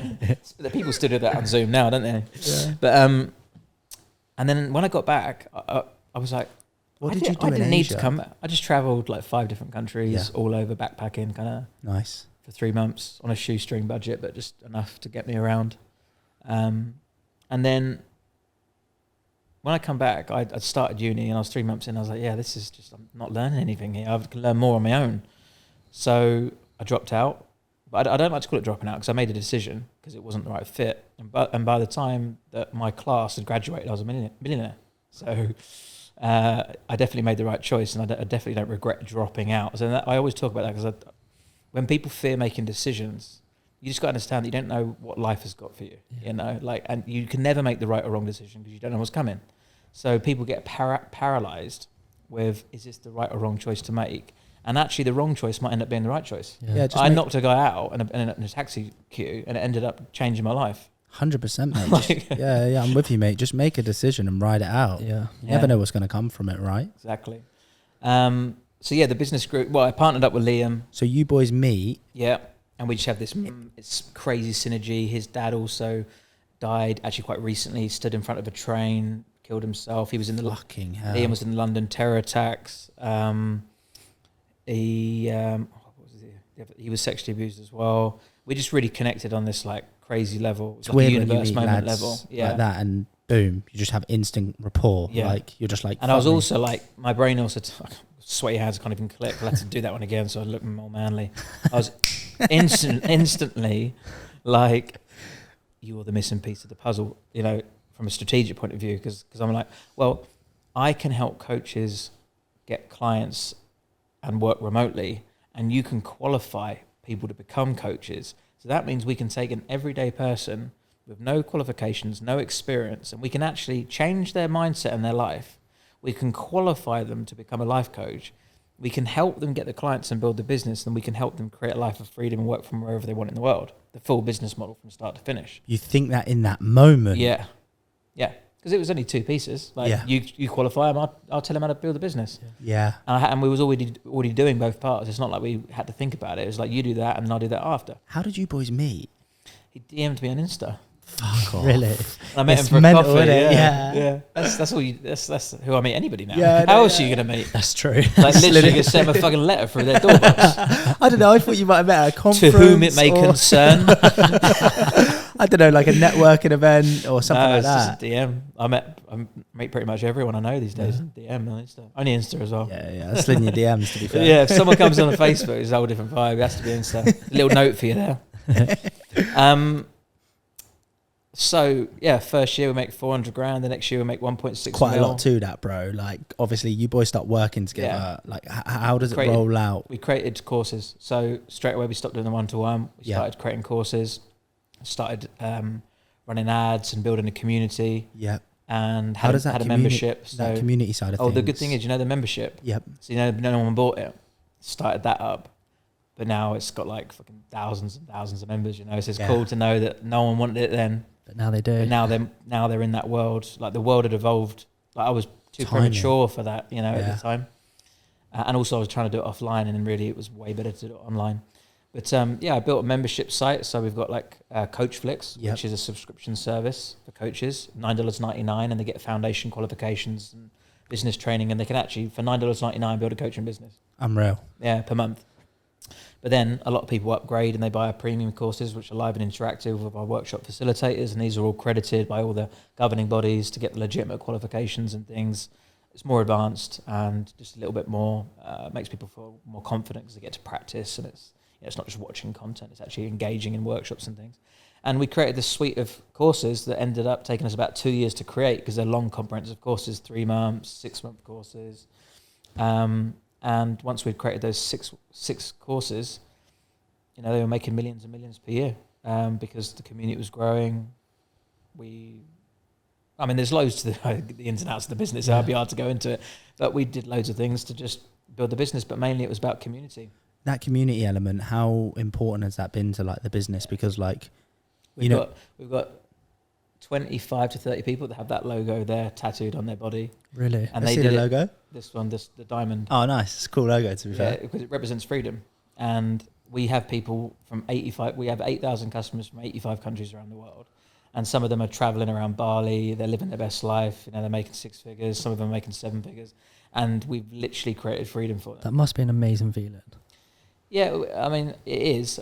It's definitely dampened over the years because at first it was amazing. You know, I heard some people say I've saved their life. I remember a girl gave me a bracelet that I then gave to her and said I was going to kill myself before I found you guys, and that stuff was amazing. But just being honest, I like to be as raw as possible. The more I built the business, the more distant I became from the coaching aspect. And I became a CEO. I'm a CEO of a company. Yeah, got 100 staff. You know, so it became more of a job, and the psychopathy,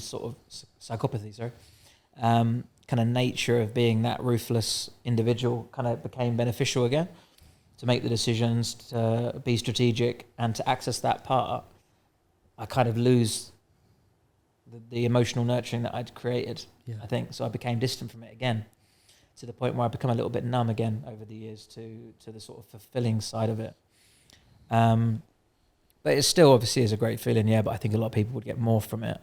And that's why, I try and make a conscious effort to connect back in, and I do some one-to-one clients now. I didn't have any for years, but I try and take on a couple every now and again to get my boots on the ground, you know, and remind myself of what I'm doing here. Because when you're helping, you know, if you type in hashtag the coaching masters, there's like 10,000 posts from other people, not even from us, from people all over the world that I've never even met, that are meeting up with each other and all saying crazy things about how it's changed their lives, and I don't even know who they are. So it's hard to connect with it sometimes. Yeah. It's also like the fact that like it's familiar, right? Because like the more you do something, it becomes the more normal. you get used to it. Yeah. But like in reality, mate, it's fucking it unreal, is, mate. I mean, the ripple effect of it's huge. You've got to think, if we've helped 8,000 people become a life coach, and then those people then go and help other people, and then those people are in a better position for their families. It is millions. Genuinely insane how many people's lives you lot would have impacted, if that makes sense, in a positive way as well. And it's amazing, and I do get a fulfillment from it. But it's just like I said, it's a flicker. It's slow, which is a shame, and it's something I'm actively working on. You know, I've done breath work and tantra and mushrooms and peyote ceremonies in Bali, and just like trying to access everything to develop myself. And I'm still on a journey. You know? What are you like looking for when you say trying to access yourself, doing the probably more emotional connection, more fulfillment, more joy. I'm still very much on the stimulant, climb, significance drive. You know, although I'm cognitively aware of what drives me, which is this need for significance, it never changed. Even through recovery and development, it's still there. You know, and Dr. John D. Martini, I don't know if you guys have heard of him. He's a great guy. You should get him on your podcast for sure. I've actually messaged him. He'll blow your fucking. Do you know him? Yeah. I'll get us to hook up, bro. I'll link you up. He'll fucking blow your head off. You won't even be able to understand half of it. It's that kind of, not that you would, like, I wouldn't either. I'm not just saying you stupid. You ain't understand on that. You buffoon. No, but half the time I'm like, bro, I feel bad for laughing when you do that. I can't open it. I'm desensitized to it now, and man. also like the way you deliver it is fucking funny. Do you know what I mean? I'm desensitized to it, mate. It's all good. But yeah, like he says, voids create values. So what you don't have, and it makes sense. Like what you don't have when you're younger, you seek when you're older, and you know you value those things. So I still value that significance, and I still value that love, but because I can't feel that love as strongly as I'd like, and I understand it more intellectually than I do sensationally. That sounded quite profound, but I think it was probably accurate. I still strive for the significance. I still want to be famous. I still want to be seen. I still want to be heard. I still want Dad to come and tell me he loves me and give me a hug, but he's dead. So it's this like cycle that can't really be completed. Although I have done work, and I have like done NLP, and I've tapped into the brain. I've done breath work where I've gone back and had conversations. I've done some deep fucking work. Yeah. And I've got as close to it as I can, but it's still not quite like the real thing, you know. So I think there'll still always be a part of me that has developed and shaped my brain through neuroplasticity to think that is my destination for life. And I think a lot of people fall into that trap, and they chase something that they'll never actually end up reaching. But it's serving me as well. That's the interesting thing. It's not like it's causing me any harm. It's like I know that I'm on a quest for fame and fortune and significance and power and appreciation and love, and I know that I'll never get it through the things that I'm doing. But it doesn't stop me from still striving for it, because it's helpful. It's a program that's actually going to take me to some great places, so I'm letting it run out. Yeah. And it's also like, it doesn't necessarily mean it's not going to get you to that end goal eventually, because the platform and the foundation you would have built in terms of that success and those metrics you've mentioned there are then going to give you more access to certain things or other things that, you know, essentially you may pull the thread from, right? Yeah, I mean, even outside of those things, you know, I'm married now. I've got a baby on the way in 7 weeks, and that's going to open up, you know, I was doing an antenatal class this morning, and they actually shared something which I didn't know, and apparently post-birth, even the fathers have this burst of exaggerated emotion in order to connect and bond with the family. It's like a reaction. Dolphins. So how was it hearing that, considering like everything that's happened with your own family? Didn't feel anything. That's a problem. No, but I hear but it's like intellectually, logically understand it, but it's just not much that goes on neck down. Yeah. But I'm excited for those things, and I'm looking forward to those things, and I know they're going to unlock new chapters and new levels and layers of me, because I'm still a young guy, you know. Sure. I'm early 30s, and you know, Tony Robbins is 70 or whatever, so like, he looks like he's about fucking 55. I didn't even know he was 70. It's all the GH, mate. Yeah, fair. Guy's on some serious growth hormone. You've seen the size of his hands. And he's had them hands. He's young as well, though, to be fair. But yeah, so I've got all sorts of things to come, and I've got all sorts of journeys to work through. And I'm looking forward to the rest of the chapter. Like, I never say I'm fixed. I never say I'm rehabilitated. I just say I'm a guy on a journey, and I'm just getting started. I'm just getting warmed up, both in things that I'm doing and the person I am. Yeah, I've had a lot of success, and it's been great. But you know, until I'm fully happy, fully fulfilled, and have unlocked as much as I can possibly unlock, then I've still got a lot of work to do. I see. Bro, let's be real as well. You're never going to be fully fulfilled, right? No, of course, none of us are. But like, working towards that is only going to bring out, you know, the good things in life. And I guess that's kind of like where we're at today, right? And obviously I know that following that you had sort of aspirations when you're younger with the acting, theatre and everything around that. Is that kind of when certain things align, like as of recently with that? So there was a couple of sort of full circle moments. One of them was... Stole my line, bro. Oh, sorry. Yeah, there's a couple of full circle moments. One of them was Lisa, the counsellor that broke me down in rehab, joined the coaching masters. Wow. I was like, wow. What? And when I spoke to her, I was like, do you remember me? She's like, of course I do. Because I thought she was just going to see me as another number still. You know, it's still hard to shed some of these beliefs, no matter how hard you work on them. I still thought I was another number, but she actually did remember me and care about me. And she was like, he was just like a lost little boy who wanted someone to care about him before he could care about himself. And I thought, wow, that's sad. Yeah. But anyway, she come and did my documentary with a load of other people. So I've got a documentary coming out just to share where I'm at now, not to show off, but hopefully inspire. Sure. Business valued at 25 million. We've got nice number. Yeah, it is. Yeah. Co-working space and cafe and coach training center out in Bali, where I lived for 3 years, traveled the world. Obviously met my wife, we got married. We got some stuff in virtual reality on the Oculus headset. And the full circle moment is more recently with the opportunities and the money, and you know, I've been able to invest into a production company, and through that I was able to get the contacts and understand how to get involved in the film industry, and you know, skip some steps. And now I'm going to be, you know, revisiting those days of being the actor. You know, I'm going to be in films. I've got a documentary coming out on, I can't say the name, but just it's one of the #1 streaming platforms in the world. I think that gives it away, bro. One of the one. There's a couple. Yeah.